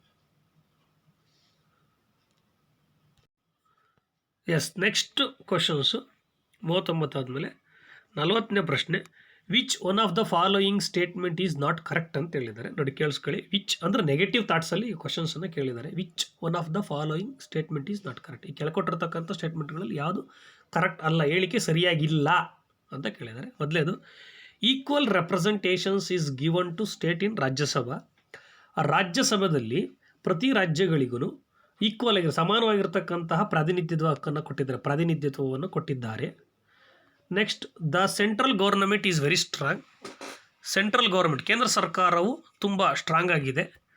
Next, both central and the states can legislate on concurrent list. ಅಂದರೆ ಕನ್ಕರೆಂಟ್ ಲಿಸ್ಟ್ ಸಮವರ್ತಿ ಪಟ್ಟಿಯಲ್ಲಿ ಬರ್ತಕ್ಕಂಥ ವಿಚಾರದ ಬಗ್ಗೆ ಕಾನೂನು ಮಾಡೋದಕ್ಕೆ ಸೆಂಟ್ರಲ್ಲು ಮತ್ತು ಸ್ಟೇಟ್ ಎರಡಕ್ಕೂ ಅವಕಾಶವನ್ನು ಮಾಡಿಕೊಟ್ಟಿದ್ದಾರೆ. Residuary power are with the centre. Residuary power ಸಂಬಂಧಪಟ್ಟಿರ್ತಕ್ಕಂಥ ಸೆಂಟ್ರಿಗೆ ಹೆಚ್ಚಿನ ಅವಕಾಶವಿದೆ. ಸೆಂಟ್ರಲ್ ಗೌರ್ಮೆಂಟ್ಗೆ ಹೆಚ್ಚಿನ ಅವಕಾಶ ಇದೆ. ನೋಡಿ, 2, 3, 4 ಸ್ಟೇಟ್ಮೆಂಟ್ ಕರೆಕ್ಟಾಗಿದ್ದಾವೆ. ನೋಡಿ, ಸ್ಟೇಟ್ಮೆಂಟ್ 2ನೇ ಸ್ಟೇಟ್ಮೆಂಟು ಕರೆಕ್ಟಾಗಿದೆ. Yes, central government strong. 4ನೇದು ರೆಸಿಡಿಯಲ್ಶಿಪ್ ಪವರ್ಗೆ ಸಂಬಂಧಪಟ್ಟಂಗೆ ಸೆಂಟ್ರಲ್ ಗೌರ್ಮೆಂಟ್ಗೆ ಹೆಚ್ಚಿನ ಒಂದು ಇರ್ತಕ್ಕಂಥ ಪವರ್ ಇರ್ತಕ್ಕಂಥದ್ದೇ ಸೆಂಟ್ರಲ್ ಗೌರ್ಮೆಂಟ್ಗೆ. ಬೋತ್ ಸೆಂಟ್ರಲ್ ಆ್ಯಂಡ್ ಸ್ಟೇಟ್ ಸಂಬಂಧಪಟ್ಟಂತೆ ಅಂದರೆ ಕನ್ಕರೆಂಟ್ ಲಿಸ್ಟಲ್ಲಿ ಸಮವರ್ತಿ ಪಟ್ಟಿಯಲ್ಲಿರ್ತಕ್ಕಂಥ ವಿಚಾರವನ್ನು ಬಗ್ಗೆ ಕಾನೂನು ಮಾಡೋದಕ್ಕೆ ಅಥವಾ ಶಾಸನ ಮಾಡೋದಕ್ಕೆ ಸೆಂಟ್ರಲ್ ಗೌರ್ಮೆಂಟ್ ಸ್ಟೇಟ್ ಗೌರ್ಮೆಂಟ್ ಇಬ್ಬರಿಗೂ ಪವರ್ ಇದೆ. ಕರೆಕ್ಟಾಗಿದೆ. ಎಲ್ಲ ಸ್ಟೇಟ್ಮೆಂಟು 2, 3, 4 ಸ್ಟೇಟ್ಮೆಂಟ್ ಕರೆಕ್ಟಾಗಿದೆ. ಅದರ ಸ್ಟೇಟ್ಮೆಂಟ್ ರಾಂಗ್ ಇರ್ತಕ್ಕಂಥದ್ದು 40ನೇ ಪ್ರಶ್ನೆಗೆ 1ನೇ ಆಪ್ಷನ್ಸ್ ಏನಿದೆ ಇದು ಸರಿಯಾಗಿಲ್ಲ. ಎಸ್, ಹಾಗಾಗಿ 40ನೇ ಪ್ರಶ್ನೆಗೆ ಮೊದಲನೇ ಆಪ್ಷನ್ಸ್ ಏನಾಗಿದೆ ಅಂತಂದರೆ ಉತ್ತರ ಕರೆಕ್ಟ್ ಆಗುತ್ತೆ. ಉತ್ತರ ಅಲ್ಲೇನು ಹೇಳಿರೋದು, ಕೆಳಗಿನ ಸ್ಟೇಟ್ಮೆಂಟಲ್ಲಿ ಯಾವ್ದು ರಾಂಗು ಅಂತ ಹೇಳಿರೋದು. ಎಸ್, ಹಾಗಾಗಿ ರಾಂಗ್ ಆಗಿರ್ತಕ್ಕಂಥದ್ದು ಯಾವುದು ಅಂದರೆ equal representations is given to state in Rajya Sabha. ರಾಜ್ಯಸಭೆಯಲ್ಲಾಗಲಿ ಲೋಕಸಭೆಯಲ್ಲಾಗಲಿ ಎಲ್ಲ ರಾಜ್ಯಗಳಿಗೂ ಸಮಾನವಾಗಿರ್ತಕ್ಕಂತಹ ಪ್ರತಿನಿಧಿಸುವಂಥ ಪ್ರಾತಿನಿಧ್ಯವನ್ನು ಕೊಟ್ಟಿಲ್ಲ. ಈಕ್ವಲ್ ರೆಪ್ರೆಸೆಂಟೇಷನ್ಸ್ ಕೊಟ್ಟಿಲ್ಲ. ಎಕ್ಸಾಂಪಲ್ ಹೆಂಗೆ ಹೇಳ್ತಾರೆ ಇದನ್ನು ಅಂದರೆ, ಈ ಎಕ್ಸಾಂಪಲ್ ಉತ್ತರ ಪ್ರದೇಶದಲ್ಲಿ ಅಂದರೆ ಯಾವುದ್ರ ಮೇಲೆ ಇವರು ರೆಪ್ರೆಸೆಂಟೇಷನ್ಸ್ ಮಾಡೋದಕ್ಕೆ ಅವಕಾಶ ಮಾಡಿಕೊಡ್ತಾರೆ ಅಂದರೆ ಅಲ್ಲಿರ್ತಕ್ಕಂಥ ಜನಸಂಖ್ಯೆ ಆಧಾರದ ಮೇಲೆ. ನೋಡಿ, UPನಲ್ಲಿ 16 ಕೋಟಿ ಜನಸಂಖ್ಯೆ ಇದೆ. 16 ಕೋಟಿ ಜನಸಂಖ್ಯೆ ಇರೋದ್ರಿಂದ ಅಲ್ಲಿ 80 ಲೋಕಸಭಾ ಸದಸ್ಯರಿರ್ತಾರೆ, 40 ರಾಜ್ಯಸಭಾ ಸದಸ್ಯರಿರ್ತಾರೆ. ಕರ್ನಾಟಕದಲ್ಲಿ ಜಸ್ಟ್ 28 ಲೋಕಸಭಾ ಸದಸ್ಯರಿದ್ದಾರೆ ಮತ್ತು 12 ರಾಜ್ಯಸಭಾ ಸದಸ್ಯರಿದ್ದಾರೆ. ಹಂಗಾರೆ ಈಕ್ವಲ್ ಇಲ್ಲಿ ಬಂತು. ಈಗ ಗೋವಾಗೆ ಹೋಗ್ತೀರ, ಗೋವಾ ಇನ್ನು ಸಣ್ಣ ಪುಟ್ಟ ರಾಜ್ಯಗಳು ಸಿಕ್ಕಿಮು ಈ ಥರದ ಇರೋರಿಗೆಲ್ಲ 1 ಲೋಕಸಭಾ ಮೆಂಬರ್ಗೆ ಮಾತ್ರ ಅವಕಾಶವನ್ನು ಮಾಡಿಕೊಟ್ಟಿದ್ದಾರೆ. ಅಲ್ಲಿ ರಾಜ್ಯಸಭಾ ಮೆಂಬರ್ಗಳಿಗೆ ಅವಕಾಶನೇ ಇಲ್ಲ. ಹಾಗಾಗಿ equal representations is given to state in Rajya Sabha ಅನ್ನೋದು ರಾಂಗ್. ಲೋಕಸಭೆನಲ್ಲೂ ಈಕ್ವಲ್ ರೆಪ್ರೆಸೆಂಟೇಷನ್ ಕೊಟ್ಟಿಲ್ಲ, ರಾಜ್ಯಸಭೆನಲ್ಲೂ ಈಕ್ವಲ್ ರೆಪ್ರೆಸೆಂಟೇಷನ್ಸ್ಗೆ ಅವಕಾಶವನ್ನು ಮಾಡಿಕೊಟ್ಟಿಲ್ಲದೆ ಇರೋದ್ರಿಂದಾಗಿ ಅಂದರೆ ಸೀಟ್ಗಳಲ್ಲಿ ವೇರಿಯೇಷನ್ಸ್ ಇದೆ, ಜನಸಂಖ್ಯೆ ಮೇಲೆ ಡಿಪೆಂಡ್ ಆಗೋದ್ರಿಂದಾಗಿ ಈ ಸ್ಟೇಟ್ಮೆಂಟು ರಾಂಗ್ ಆಗಿದೆ. ಈಕ್ವಲ್ ಇಲ್ಲ ಅಂತಕ್ಕಂಥದ್ದು, ಈಕ್ವಲ್ ಇದೆ ಅಂತಕ್ಕಂಥದ್ದು ಏನು ಸ್ಟೇಟ್ಮೆಂಟ್ ಕೊಟ್ಟಿದ್ದಾರೆ ಅದು ರಾಂಗ್. ಈಕ್ವಲ್ ಇಲ್ಲ ಅಂತ ಏನಾದರೂ ಕೊಟ್ಟಿದ್ದಿದ್ರೆ ಅದು ಏನಾಗಿರೋದು ಸ್ಟೇಟ್ಮೆಂಟ್ ಕರೆಕ್ಟಾಗಿರೋದು. ಬಟ್ ಇದು ಸ್ಟೇಟ್ಮೆಂಟ್ ರಾಂಗ್ ಕೇಳಿರೋದ್ರಿಂದಾಗಿ 45ಕ್ಕೆ ಫಸ್ಟ್ ಆಪ್ಷನ್ ಅಂತಕ್ಕಂಥದ್ದು ಸರಿಯಾಗಿರ್ತಕ್ಕಂತಹ ಉತ್ತರ ಆಗಿದೆ. ಎಸ್. ನೆಕ್ಸ್ಟ್ 41ನೇದು, in a secular state the religion.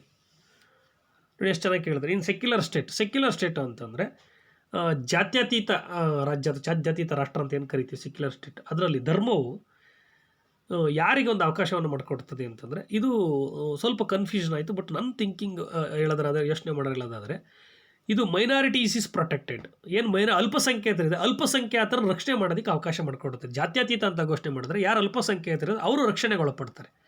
ಜಾತ್ಯತೀತ ರಾಷ್ಟ್ರ ಅಂತ ಮಾಡದೇ ಇದ್ದಾಗ ಏನಾಗುತ್ತೆ, ಅಲ್ಲಿ ಯಾವುದು ಜಾಸ್ತಿ ಯಾವ ಧರ್ಮದ ಜನ ಜಾಸ್ತಿ ಇದ್ದಾರೋ ಆ ಧರ್ಮದ ಜನರಿಗೆ ಏನಾಗುತ್ತೆ ಅಂತಂದರೆ ಅವರ ಅಬ್ರ ಜಾಸ್ತಿ ಆಗುತ್ತೆ.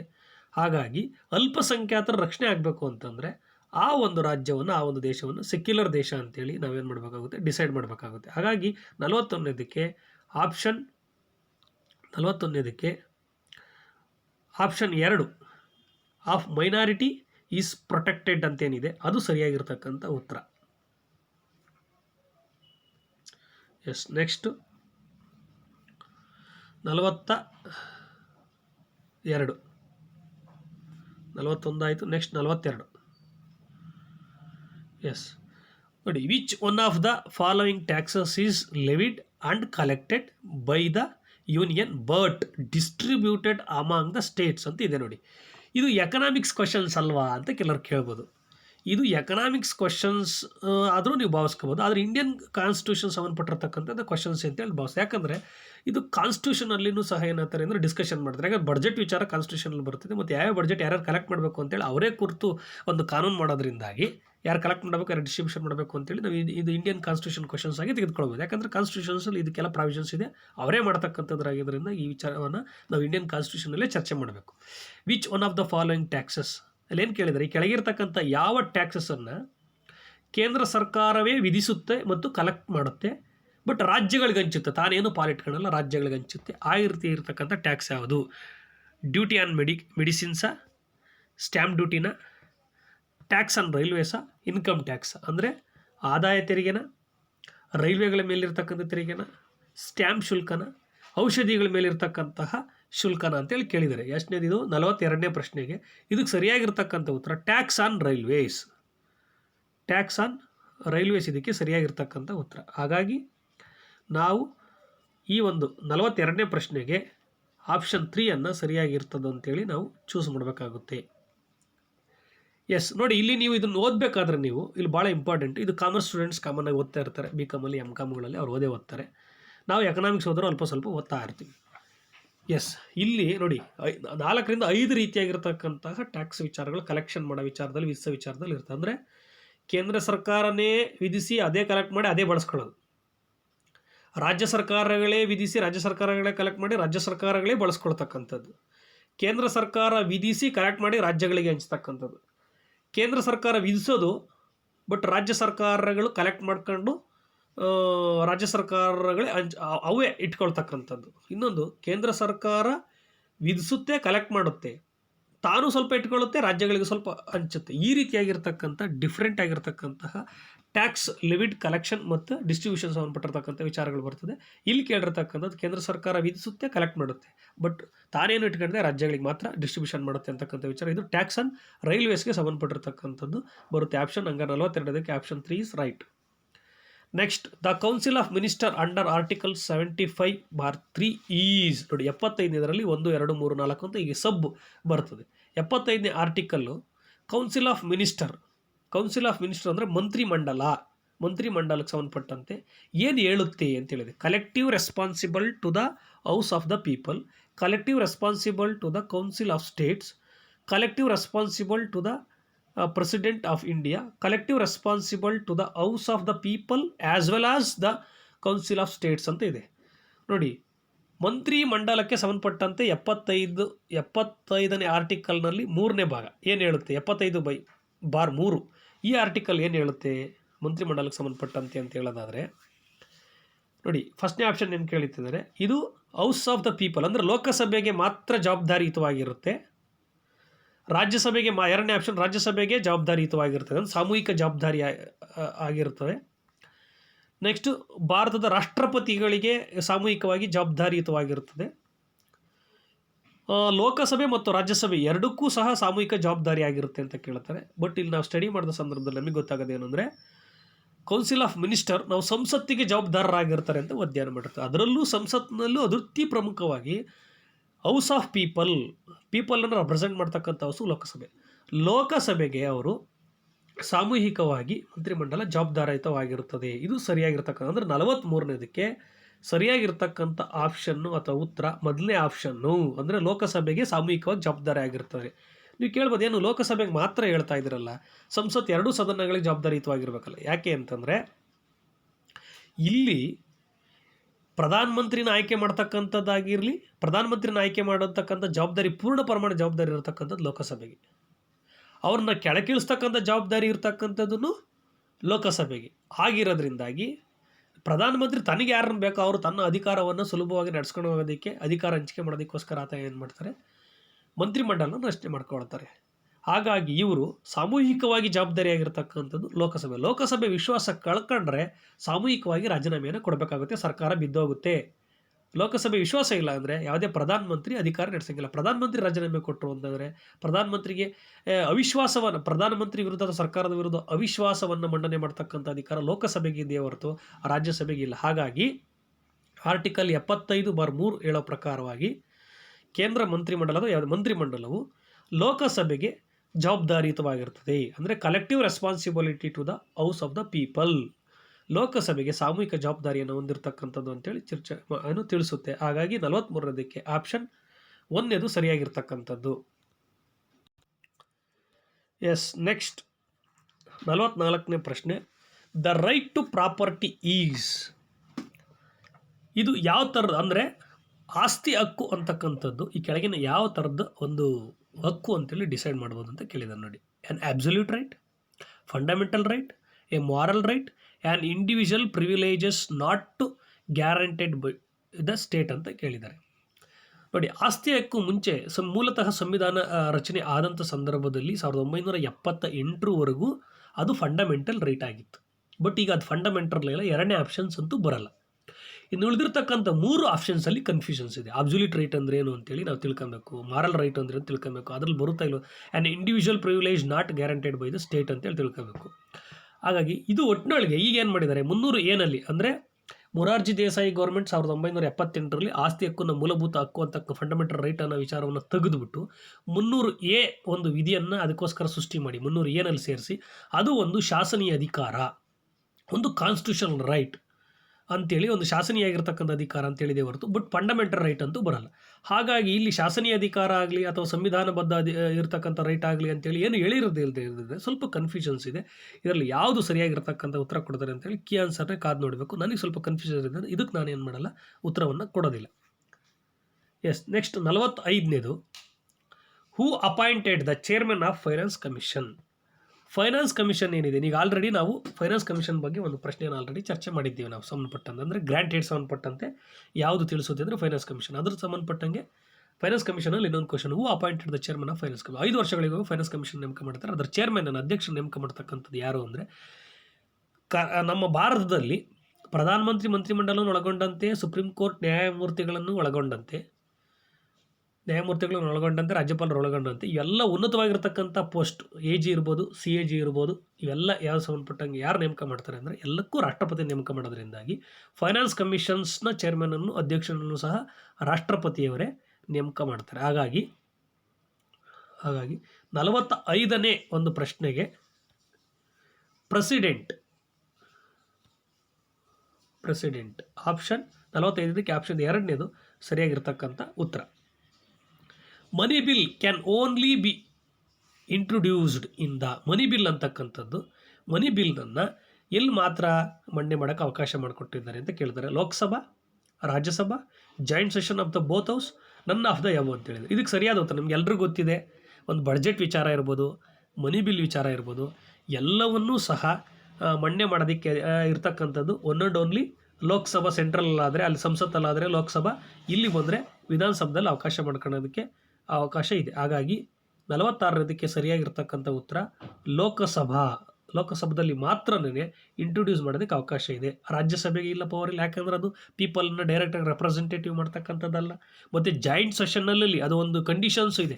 ಜಾಯಿಂಟ್ ಸೆಷನ್ ವಿಚಾರ ಬಂದಾಗ ಒಂದು ಆರ್ಟಿಕಲಲ್ಲಿ ಹೇಳುತ್ತೆ, ಜಾಯಿಂಟ್ ಸೆಷನ್ನು ಅದರಲ್ಲೂ ಪರ್ಟಿಕ್ಯುಲರ್ ಆಗಿ ಪ್ರಧಾನಮಂತ್ರಿನ ಆಯ್ಕೆ ಮಾಡಬೇಕಾದ್ರೆ, ಕೆಳಗಿಳಿಸ್ಬೇಕಾದ್ರೆ ಮತ್ತು ಫೈನಾನ್ಸ್ ವಿಚಾರಕ್ಕೆ ಸಂಬಂಧಪಟ್ಟಂತೆ ಏನಾದರೂ ಬಿಲ್ ಮಂಡನೆ ಮಾಡಬೇಕು ಅಂತಂತಂದರೆ ಜಾಯಿಂಟ್ ಸೆಷನಲ್ಲಿ ಮಾಡೋದಕ್ಕೆ ಅವಕಾಶವನ್ನೇ ಮಾಡಿಕೊಟ್ಟಿಲ್ಲ.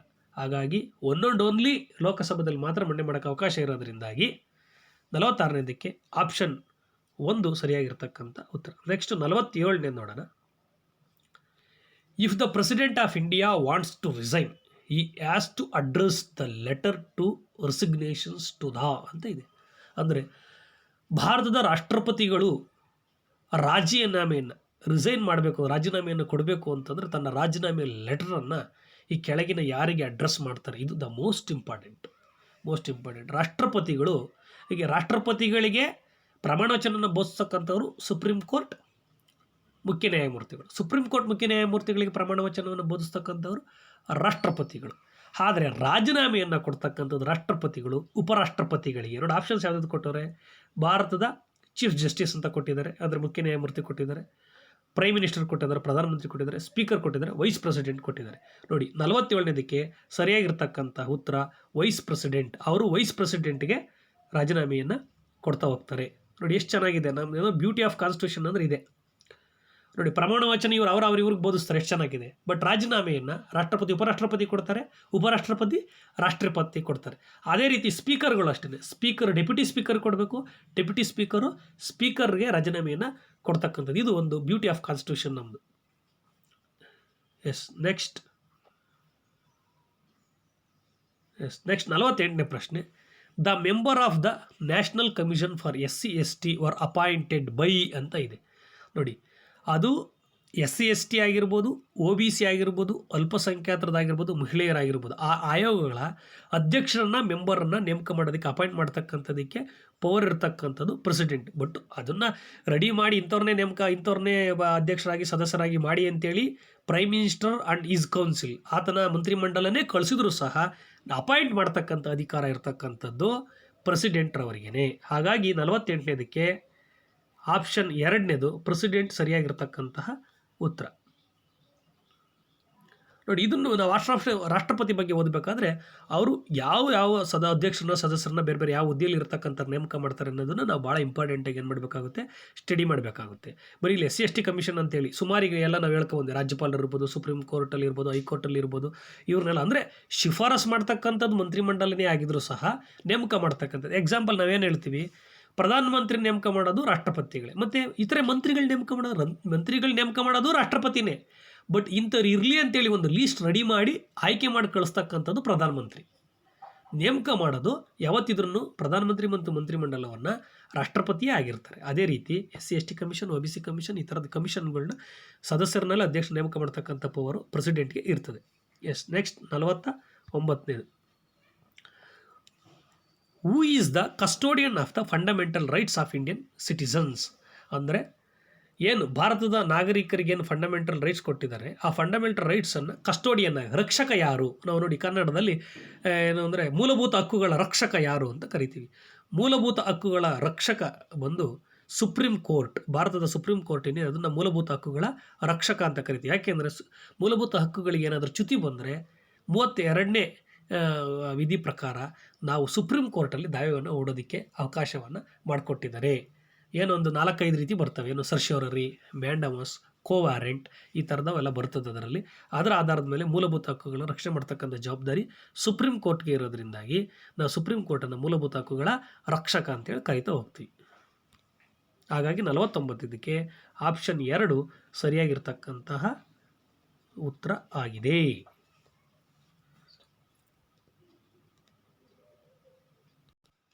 ನೆಕ್ಸ್ಟ್ ನೋಡೋಣ 50ನೇ ಪ್ರಶ್ನೆ. The right of constitutional remedies in mentioned in. ನೋಡಿ, ಈಗ ಆಲ್ರೆಡಿ ಚರ್ಚೆ ಮಾಡಿದ್ದೀವಲ್ಲ, ಅದರಲ್ಲೇ ಬರುತ್ತಿದ್ದು. ಅಂದರೆ ಸಂವಿಧಾನಬದ್ಧ ಪರಿಹಾರ ಹಕ್ಕು, ಕಾನ್ಸ್ಟಿಟ್ಯೂಷನ್ ರೆಮಿಡಿ, ಸಂವಿಧಾನಬದ್ಧ ಪರಿಹಾರ ಹಕ್ಕು ಅಂತಕ್ಕಂಥದ್ದು ಮಾರಲ್ ರೈಟಾ, ಲೀಗಲ್ ರೈಟಾ, ನ್ಯಾಚುರಲ್ ರೈಟಾ, ಫಂಡಮೆಂಟಲ್ ರೈಟ್ ಇದು ಸಂವಿಧಾನದ ವಿಧಿ 32 ಆರ್ಟಿಕಲ್ 32 ಇದ್ರ ಬಗ್ಗೆ ತಿಳಿಸೋದ್ರಿಂದಾಗಿ ಈ ಒಂದು ಸಂವಿಧಾನಬದ್ಧ ಪರಿಹಾರ ಹಕ್ಕನ್ನು ಫಂಡಮೆಂಟಲ್ ರೈಟ್ಸಲ್ಲಿ ಉಳಿಸ್ಕೊಂಡಿದ್ದಾರೆ. ಹಾಗಾಗಿ ಇದು ಒಂದು ಮೂಲಭೂತ ಹಕ್ಕಾಗಿಯೇ ಇದೆ. ಹಾಗಾಗಿ 50ನೇದಕ್ಕೆ ಸರಿಯಾಗಿರ್ತಕ್ಕಂಥ ಆಪ್ಷನು 4. ಸಂವಿಧಾನಬದ್ಧ ಪರಿಹಾರ ಹಕ್ಕು ಅಂತಕ್ಕಂಥದ್ದು ಒಂದು ಮೂಲಭೂತ ಹಕ್ಕಾಗಿಯೇ ಇದೆ, ಫಂಡಮೆಂಟಲ್ ರೈಟ್ಸ್ ಆಗಿಯೇ ಇದೆ. ಹಾಗಾಗಿ 50ನೇದಕ್ಕೆ ಆಪ್ಷನ್ 4 ಈಸ್ ರೈಟ್. ನೆಕ್ಸ್ಟ್ 51ನೇದು, the finance commission is constituted for a period of ಅಂತ ಹೇಳಿದರೆ ನೋಡಿ, ಫೈನಾನ್ಸ್ ಕಮಿಷನ್ ಬಗ್ಗೆ ಇದು 3ನೇ ಪ್ರಶ್ನೆ ರಿಪೀಟ್ ಆಗಿರ್ತಕ್ಕಂಥದ್ದು. ಇದನ್ನು 5 ಇಯರ್ಸ್ಗೆ ಒಂದ್ಸರಿ ನೇಮಕವನ್ನು ಮಾಡ್ತಾರೆ. ಇದನ್ನು ರಾಷ್ಟ್ರಪತಿಗಳು 5 ಇಯರ್ಸ್ ಒಂದ್ಸರಿ ನೇಮಕ ಮಾಡ್ತಾ ಹೋಗ್ತಾರೆ. ಎಸ್, ಹಂಗಾದ್ರೆ 51ನೇ ಪ್ರಶ್ನೆಗೆ ಸರಿಯಾಗಿರ್ತಕ್ಕಂತಹ ಉತ್ತರ 5 ಇಯರ್ಸ್, ಅಂದರೆ ಆಪ್ಷನ್ 2 5 ಇಯರ್ಸ್. 5 ವರ್ಷಗಳಿಗೊಮ್ಮೆ ಫೈನಾನ್ಸ್ ಕಮಿಷನ್ನ ಚೇಂಜ್ ಮಾಡ್ತಾ ಇರ್ತಾರೆ. ಅಧ್ಯಕ್ಷರನ್ನ ಮತ್ತು ಕಮಿಷನ್ನ ರಾಷ್ಟ್ರಪತಿಗಳೇ ಸಹ ನೇಮಕವನ್ನು ಮಾಡ್ತಾ ಹೋಗ್ತಾರೆ. ಎಸ್, ನೆಕ್ಸ್ಟ್ 52ನೇ ನೋಡೋಣ. The president of India is bound to give the assent to the bill without reconsiderations ಅಂತಿದೆ. The president of India is bound to give the assent to the bill without reconsiderations ಅಂತಿದೆ. ಅಂದರೆ ಯಾವುದೇ ರೀಕನ್ಸಿಡರೇಷನ್ಸನ್ನು ಮಾಡ್ದಂಗೆ, ಪುನರ್ ಪರಿಶೀಲನೆಗೆ ಕಳಿಸದೆ ರಾಷ್ಟ್ರಪತಿಗಳು ಒಪ್ಪಬಹುದಾಗಿರ್ತಕ್ಕಂಥ ಬಿಲ್ ಯಾವುದೊಂದು ordinary bill passed by the both house of parliament, money bill, constitution amendment bill ಅಂತ ಇದೆ. ನೋಡಿ, ಇಲ್ಲಿ ನಾವೀಗ ಆಲ್ರೆಡಿ ಪ್ರೆಸಿಡೆಂಟ್ ಬಗ್ಗೆ ಸಾಕಷ್ಟು ಪ್ರಶ್ನೆಗಳನ್ನು ಈಗ ನೋಡ್ಕೊಂಬಂದಿದ್ದೀವಿ. ಅದೇ ರೀತಿ 52ನೇದು ಈ ರೀತಿ ಪ್ರಶ್ನೆಯನ್ನು ಕೇಳಿದ್ದಾರೆ. ಸುಮಾರು ಅವ್ರಿಗೆ ಈಗ ಅವರು ಬಿಲ್ಲನ್ನು ಸೈನ್ ಹಾಕಿ ಕಳಿಸ್ಬೋದು. ಒಂದು ಬಿಲ್ 2 ಹೌಸ್ಗಳಲ್ಲಿ ಪಾಸ್ ಆದಮೇಲೆ ಸೈನ್ ಹಾಕಿ ಕಳಿಸ್ಬೋದು, ಪುನರ್ ಪರಿಶೀಲನೆಗೆ ವಾಪಸ್ ಕಳಿಸ್ಬೋದು, ಅವ್ರ ಬಳಿನೇ ಇಟ್ಕೊಳ್ಬೋದು. ಅದಕ್ಕೆ ಸೂಪರ್ ವೀಟೋ, ಪಾಕೆಟ್ ವೀಟೋ, ಬೇರೆ ಬೇರೆ ಪವರ್ಗಳನ್ನ ಹೇಳಿದ್ದೀವಿ ನಾವು ಅದಕ್ಕೆ ಸಂಬಂಧಪಟ್ಟಂತೆ. ನೀವು ಓದ್ಕೊಂಡಿರ್ತೀರಿ ಇಂಡಿಯನ್ ಕಾನ್ಸ್ಟಿಟ್ಯೂಷನಲ್ಲಿ. ಇದಕ್ಕೆ ಸಂಬಂಧ ಅಂದರೆ ಪುನರ್ ಪರಿಶೀಲನೆ ಮಾಡದೆ ಸೈನ್ ಆಗ್ತಕ್ಕಂಥ ಬಿಲ್ ಯಾವುದಾದ್ರೆ ಅದು ಮನಿ ಬಿಲ್. ಯಾಕೆ ಮನಿ ಬಿಲ್ಲು ಅಂತ ಹೇಳೋದಾದರೆ ನೋಡಿ, ಮನಿ ಬಿಲ್ ಪ್ರಾರಂಭದಲ್ಲಿ ಅವರ ಪರ್ಮಿಷನ್ ತಗೊಂಡು ಏನು ಮಾಡ್ತಿದ್ದೀವಿ ಅಂತಂದರೆ ನಾವು ಬಡ್ಜೆಟ್ ಅಥವಾ ಮನಿ ಬಿಲ್ಲನ್ನು ಮಂಡನೆ ಮಾಡ್ತೀವಿ ಅಂತಲೇ ಹೇಳ್ತಾರೆ. ಮತ್ತು ಮನಿ ಬಿಲ್ಗೆ ಇದಕ್ಕೆ ಪವರ್ ಇರ್ತಕ್ಕಂಥದ್ದು, ಮನಿ ಬಿಲ್ ಮಂಡನೆ ಮಾಡೋದಕ್ಕೆ ಪವರ್ ಇರ್ತಕ್ಕಂಥದ್ದು ಲೋಕಸಭೆಯಲ್ಲಿ ಮಾತ್ರನೇ ಮಂಡನೆ ಮಾಡಬಹುದು. ರಾಜ್ಯಸಭೆ ಒಪ್ಪಬೋದು, ಬಿಡ್ಬೋದು, ಒಪ್ಪಿದ್ದಾರೆ ಅಂತೇಳಿ ಭಾವಿಸ್ಕೊಂಡು ಮುಂದಕ್ಕೆ ಹೋಗ್ತಾರೆ. ಬಡ್ಜೆಟ್ ಇರ್ಬೋದು, ಮನಿ ಬಿಲ್ ಇರ್ಬೋದು. ಹೋಗೋದ್ರಿಂದಾಗಿ ಲೋಕಸಭೆಗೆ ಪೂರ್ತಿ ಇರ್ತಕ್ಕಂಥ ಪವರ್ ಕೊಟ್ಟಿರೋದ್ರಿಂದಾಗಿ ಮತ್ತು ರಾಷ್ಟ್ರಪತಿ ಮೊದಲು ಇದಕ್ಕೆ ಒಪ್ಪಿರ್ತಾರೆ ಅನ್ನೋದರ ಆಧಾರದ ಮೇಲೆ ಇವ್ರನ್ನ ಕಳಿಸ್ಕೊಟ್ಟಿದ ತಕ್ಷಣವೇ ಅವರು ಯಾವುದೇ ಪುನರ್ ಪರಿಶೀಲನೆ ಮಾಡದೇನೆ ಡೈರೆಕ್ಟ್ ಸೈನ್ ಹಾಕಬೇಕಾಗುತ್ತೆ. ಈ ಥರ ಪುನರ್ ಪರಿಶೀಲನೆಗೆ ಒಳಪಡಿಸೋದೇ ಡೈರೆಕ್ಟ್ ಸೈನ್ ಹಾಕಿ ಕಳಿಸ್ತಕ್ಕಂಥದ್ದು ಮನಿ ಬಿಲ್ಗೆ ಅವಕಾಶವನ್ನು ಮಾಡಿಕೊಟ್ಟಿದ್ದಾರೆ. ಆಗ 52ಕ್ಕೆ ಸರಿಯಾಗಿರ್ತಕ್ಕಂತಹ option 3ನೇದು ಸರಿಯಾಗಿರುತ್ತೆ. S, 53. Parliament or state legislature can declare the seat vacant if any member of the house remains absent for the period of dash without seeking primary consent. ಅಂದರೆ ಪ್ರಾಥಮಿಕವಾಗಿ ತಿಳಿಸದೆ ಪರ್ಮಿಷನನ್ನು ತೆಗೆದುಕೊಳ್ಳದೆ ಪಾರ್ಲಿಮೆಂಟಲ್ಲಾಗಿರ್ಬೋದು, ಸ್ಟೇಟ್ ಲೆಜಿಸ್ಲೇಟರ್ ಆಗಿರ್ಬೋದು, ಅಂದರೆ ಸಂಸತ್ನಲ್ಲಾಗಿರ್ಬೋದು, ಮತ್ತು ರಾಜ್ಯ ಶಾಸಕಾಂಗದಲ್ಲಿ ಯಾವುದೇ ಒಬ್ಬ ಸದಸ್ಯ ಈ ಒಂದು ಅವಧಿಗೆ ಆತ ಗೈರು ಹಾಜರಾಗುವಂತಿಲ್ಲ. ಆಗಿದ್ದೇ ಆದರೆ ಏನು ಮಾಡ್ತಾರೆ ಅಂತಂದರೆ ಆತನ ಮೆಂಬರ್ಶಿಪ್ಪನ್ನು ಕ್ಯಾನ್ಸಲ್ ಮಾಡ್ತಕ್ಕಂಥ ಸಾಧ್ಯತೆ ಇದೆ. ಅದಕ್ಕೆ ಅವಕಾಶ ಮಾಡಿಕೊಟ್ಟಿರ್ತಕ್ಕಂಥ ಅಂದರೆ ಎಷ್ಟು ದಿನಗಳವರೆಗೂ ಆತ ಅವಕಾಶ ಇದೆ ಅಂದರೆ 60 ದಿನಗಳಿಗಿಂತ ಹೆಚ್ಚಿಗೆ ಏನಾದರೂ ಆ ಥರದೊಂದು ಆಬ್ಸೆಂಟ್ ಆದರೆ ಆತನ ಮೆಂಬರ್ಶಿಪ್ ಕ್ಯಾನ್ಸಲ್ ಆಗೋದಕ್ಕೆ ಕಾನ್ಸ್ಟಿಟ್ಯೂಷನಲ್ಲಿ ಅವಕಾಶ ಮಾಡಿಕೊಟ್ಟಿದ್ದಾರೆ. ಇದಕ್ಕೆ ಅಂದರೆ 53ನೇದಕ್ಕೆ ಸರಿಯಾಗಿರ್ತಕ್ಕಂತಹ ಉತ್ತರ ಆಪ್ಷನ್ 2. 60 ಡೇಸ್. ಎಸ್, ಅಂದರೆ ಈಗ ನೋಡಿ, ಸೆಷನ್ಗಳು ಸ್ಟಾರ್ಟ್ ಆಗ್ತವೆ. ಸೆಷನ್ ಸ್ಟಾರ್ಟ್ ಆದಾಗ ಎಲ್ರಿಗೂ ಇಂಟಿಮೇಟ್ ಕಳಿಸಿರ್ತಾರೆ. ಇಂಟಿಮೇಟ್ ಕಳಿಸಿದಾಗ ಬರಬೇಕು ಅಂತ ಹೇಳಿರ್ತಾರೆ. ಅವ್ರು ಅಟೆಂಡ್ ಆಗಲ್ಲ. ಎಕ್ಸಾಂಪಲ್ ಒಂದು 2.5 ತಿಂಗಳು, ಈಗ 60 ದಿನಕ್ಕಿಂತ ಹೆಚ್ಚಿಗೆ ಸೆಷನ್ ಏನಾಗುತ್ತೆ ಇರುತ್ತೆ ಅಂತ ಇಟ್ಕೊಳ್ಳೋಣ. ಒಂದು 65 ಡೇಸ್ 70 ಡೇಸ್ ಸೆಷನ್ ಇರುತ್ತೆ. ಆಗ ಯಾವುದೇ ಪರ್ಮಿಷನ್ ತಗೊಂಡೆ, ಸ್ಪೀಕರ್ನ ಪರ್ಮಿಷನ್ ತೆಗೆದುಕೊಳ್ಳದೇನೆ ರಾಜ್ಯಸಭೆಗಳು ಮತ್ತು ವಿಧಾನ ಪರಿಷತ್ಗಳಲ್ಲಾದರೆ ಚೇರ್ಪರ್ಸನ್ ಅಥವಾ ಚೇರ್ಮನ್ ಅಂತ ಕರಿತೀವಿ, ಅವರ ಒಂದು ಪರ್ಮಿಷನ್ ತಗೊಂಡೇನೆ ಸ್ಪೀಕರ್, ಅಂದರೆ ಲೋಕಸಭೆಯಲ್ಲಿ ಮತ್ತು ವಿಧಾನಸಭೆಗಳಲ್ಲಿ ಸ್ಪೀಕರು, ಅಲ್ಲಿ ಚೇರ್ಮನ್, ಅವರ ಪರ್ಮಿಷನ್ ತೆಗೆದುಕೊಳ್ಳದೆ 60 ದಿನಗಳ ಕಾಲ ಏನಾದರೂ ಆಬ್ಸೆಂಟ್ ಆದರೆ ಕಂಟಿನ್ಯೂಸ್ಗೆ ಆ ಒಂದು ವ್ಯಕ್ತಿಯ ಮೆಂಬರ್ಶಿಪ್ ಏನಾಗುತ್ತೆ, ಲೋಕಸಭೆಯಲ್ಲಿ ಇರ್ಬೋದು, ರಾಜ್ಯಸಭೆಯಲ್ಲಿ ಇರ್ಬೋದು, ಆಮೇಲೆ ವಿಧಾನಸಭೆಯಲ್ಲಿ ಇರ್ಬೋದು, ವಿಧಾನ ಪರಿಷತ್ತಲ್ಲಿ ಇರ್ಬೋದು, ಕ್ಯಾನ್ಸಲ್ ಆಗುತ್ತೆ. ನೋಡಿ, 60 ಡೇಸ್ ಅವರು ನಿರಂತರವಾಗಿ ಗೈರು ಹಾಜರಾಗುವಂತೆ ಇಲ್ಲ. 53ನೇದಕ್ಕೆ ಆಪ್ಷನ್ 2 ಸರಿಯಾಗಿರ್ತಕ್ಕಂಥ ಉತ್ತರ. ನೆಕ್ಸ್ಟ್ 54ನೇದು, which is the first state of India which was formed on linguistic ground. ಇದನ್ನು ನೀವು ಕಾನ್ಸ್ಟಿಟ್ಯೂಷನಲ್ಲಾದರೂ ಅಧ್ಯಯನ ಮಾಡ್ಬೋದು, ಹಿಸ್ಟ್ರಿಲಾದರೂ ಸಹ ಅಧ್ಯಯನ ಮಾಡ್ಬೋದು. ಇಲ್ಲಿ ಕಾನ್ಸ್ಟಿಟ್ಯೂಷನಲ್ಲೂ ಇದಕ್ಕೆ ಅವಕಾಶ ಇದೆ ಅಧ್ಯಯನ ಮಾಡೋದಕ್ಕೆ. ಯಾಕೆ ಅಂತಂದರೆ ಈಗ ರಾಜ್ಯಗಳ ರಚನೆಗಳ ಸಂಬಂಧಪಟ್ಟಂತೆ ನಾವು ಬರೋದಾದರೆ ಅದು ಭಾರತಕ್ಕೆ ಸ್ವತಂತ್ರ ಬಂದ ನಂತರದ ದಿನಮಾನಗಳಲ್ಲಿ ಆಗಿರ್ತಕ್ಕಂಥದ್ದು. ಎಸ್, ಅಂದರೆ ಭಾಷೆ ಆಧಾರದ ಮೇಲೆ ಭಾರತದಲ್ಲಿ ಮೊದಲು ರಚನೆಯಾಗಿರ್ತಕ್ಕಂಥ ರಾಜ್ಯ ಯಾವುದು ಅಂತೇಳಿ ಕೇಳಿದ್ದಾರೆ. ಅಂದರೆ ಲಿಂಗ್ವಿಸ್ಟಿಕ್ ಗ್ರೌಂಡ್, ಭಾಷೆ ಆಧಾರದ ಮೇಲೆ. ಇದಕ್ಕೆ ಉತ್ತರ 54ನೇದಕ್ಕೆ 3 ಆಂಧ್ರ ಪ್ರದೇಶ್. ಯಾಕೆಂದರೆ ಇವರು ಆಂಧ್ರ ಪ್ರದೇಶ ರಚನೆ ಮಾಡೋಕ್ಕೆ ಅವಕಾಶ ಮಾಡಿಕೊಟ್ಟೇ ನಂತರ ದಿನಮಾನಗಳಲ್ಲಿ 14 ರಾಜ್ಯಗಳು ರಚನೆಗೆ ಅವಕಾಶ ಮಾಡಿಕೊಡ್ತಕ್ಕಂಥದ್ದು. ಹಾಗಾಗಿ 54ನೇ ಸರಿಯಾದ ಉತ್ತರ 3 ಆಂಧ್ರ ಪ್ರದೇಶ್. ಇದು ಸರಿಯಾಗಿರ್ತಕ್ಕಂತಹ ಉತ್ತರ ಆಗಿದೆ. ಎಸ್, ಅಂದರೆ 1953ರಲ್ಲಿ ಸ್ವತಂತ್ರ ಬಂದಾಗಿಂದ 1953ರವರೆಗೆ ಸಾಕಷ್ಟು ಹೋರಾಟಗಳು ನಡೀತದೆ ಬೇರೆ ಬೇರೆ ರಾಜ್ಯಗಳಲ್ಲಿ. ಆದರೆ ಆಂಧ್ರ ಪ್ರದೇಶದಲ್ಲಿ ಪೊಟ್ಟಿ ಶ್ರೀರಾಮುಲು ಅಂತಕ್ಕಂಥವ್ರು ಸುಮಾರು 58 ದಿನಗಳ ಕಾಲ ನಿರಂತರ ಉಪವಾಸ ಕುಂತ್ಕೊಂಡು ಆಂಧ್ರ ಪ್ರದೇಶ ತೆಲುಗು ಭಾಷೆ ಮಾತಾಡ್ತಕ್ಕಂಥ ಜನರನ್ನು ಒಳಗೊಂಡಂತೆ ಆಂಧ್ರ ಪ್ರದೇಶ ರಚನೆ ಆಗಲೇಬೇಕು ಅಂತೇಳಿ ಹೋರಾಟವನ್ನು ಮಾಡಿ ಉಪವಾಸಕ್ಕೀಡಾಗಿ ಹೋರಾಟ ಮಾಡಿ ಸತ್ತೋಗ್ತಾರೆ. ಆ ಸಾವಿನ ನಂತರದಲ್ಲಿ ಆಂಧ್ರ ಪ್ರದೇಶದಲ್ಲಿ ಸಿಕ್ಕಾಪಟ್ಟೆ ಹಿಂಸಾಚಾರಗಳು ನಡೆದ್ಬಿಡ್ತದೆ. ಕೇಂದ್ರ ಸರ್ಕಾರದ ವಿರುದ್ಧವಾಗಿ ಪ್ರತಿಭಟನೆಗಳು ನಡೆದು ಸಾಕಷ್ಟು ಹೋರಾಟ ನಡೆದಾಗ ಅದಕ್ಕೆ ಮಣಿದಂತಹ ಅವತ್ತಿನ ಪ್ರಧಾನಮಂತ್ರಿ ಜವಾಹರ್ಲಾಲ್ ನೆಹರೂರವರು 1953ರಲ್ಲಿ ಆಂಧ್ರ ಪ್ರದೇಶ ರಚನೆ ಮಾಡೋಕ್ಕೆ ಅವಕಾಶವನ್ನು ಮಾಡಿಕೊಟ್ಬಿಡ್ತಾರೆ. ಅದನ್ನು ನೋಡಿದಂತಹ ಬೇರೆ ಬೇರೆ ರಾಜ್ಯಗಳೆಲ್ಲನೂ ಒತ್ತಡ ಹಾಕಿದ ಮೇಲೆ ಅವರೇನು ಮಾಡ್ತಾರೆ, ಫಜಲ್ ಅಲಿ ಆಯೋಗವನ್ನು ನೇಮಕ ಮಾಡಿ ಅವರು ತೀರ್ಪು ಕೊಟ್ಟಿರೋದ ಆಧಾರದ ಮೇಲೆ 1956ರಲ್ಲಿ ಇತರೆ ರಾಜ್ಯಗಳನ್ನು ಏನು ಮಾಡ್ತಾರೆ ಅಂದರೆ 14 ರಾಜ್ಯಗಳನ್ನು ಇದನ್ನು ಒಳಗೊಂಡಂತೆ ಇತರೆ 14 ರಾಜ್ಯಗಳಿಗೆ ಸಂಬಂಧಪಟ್ಟಂತೆ 14 ರಾಜ್ಯಗಳನ್ನು ರಚನೆ ಮಾಡ್ತಾರೆ. ಇದು ಅದರ ಇತಿಹಾಸ. ಎಸ್, 54 ಆದಮೇಲೆ ಈಗ 55ನೇದು ಇನ್ನೊಂದು ಪ್ರಶ್ನೆ ಇದೆ. Yes, which article of the constitutions of India deals with uniform civil code. ನೋಡಿ, ಏಕರೂಪ ನಾಗರಿಕ ಸಂಹಿತೆ ಬರಬೇಕು ಅಂತ ಕರಿತೀವಿ ನಾವು ಸಿವಿಲ್ ವಿಚಾರದಲ್ಲಿ. ಏಕರೂಪ ನಾಗರಿಕ ಸಂಹಿತೆಯನ್ನು ಯಾವ ಆರ್ಟಿಕಲ್ ನಮ್ಮ ಇಂಡಿಯನ್ ಕಾನ್ಸ್ಟಿಟ್ಯೂಷನಲ್ಲಿ ತಿಳಿಸ್ಕೊಡುತ್ತೆ ಇಂಡಿಯನ್ ಕಾನ್ಸ್ಟಿಟ್ಯೂಷನ್ ಅಂತ ಹೇಳೋದಾದರೆ 55ನೇ ಪ್ರಶ್ನೆಗೆ ಸರಿಯಾಗಿರ್ತಕ್ಕಂಥ ಉತ್ತರ ಆರ್ಟಿಕಲ್ 44.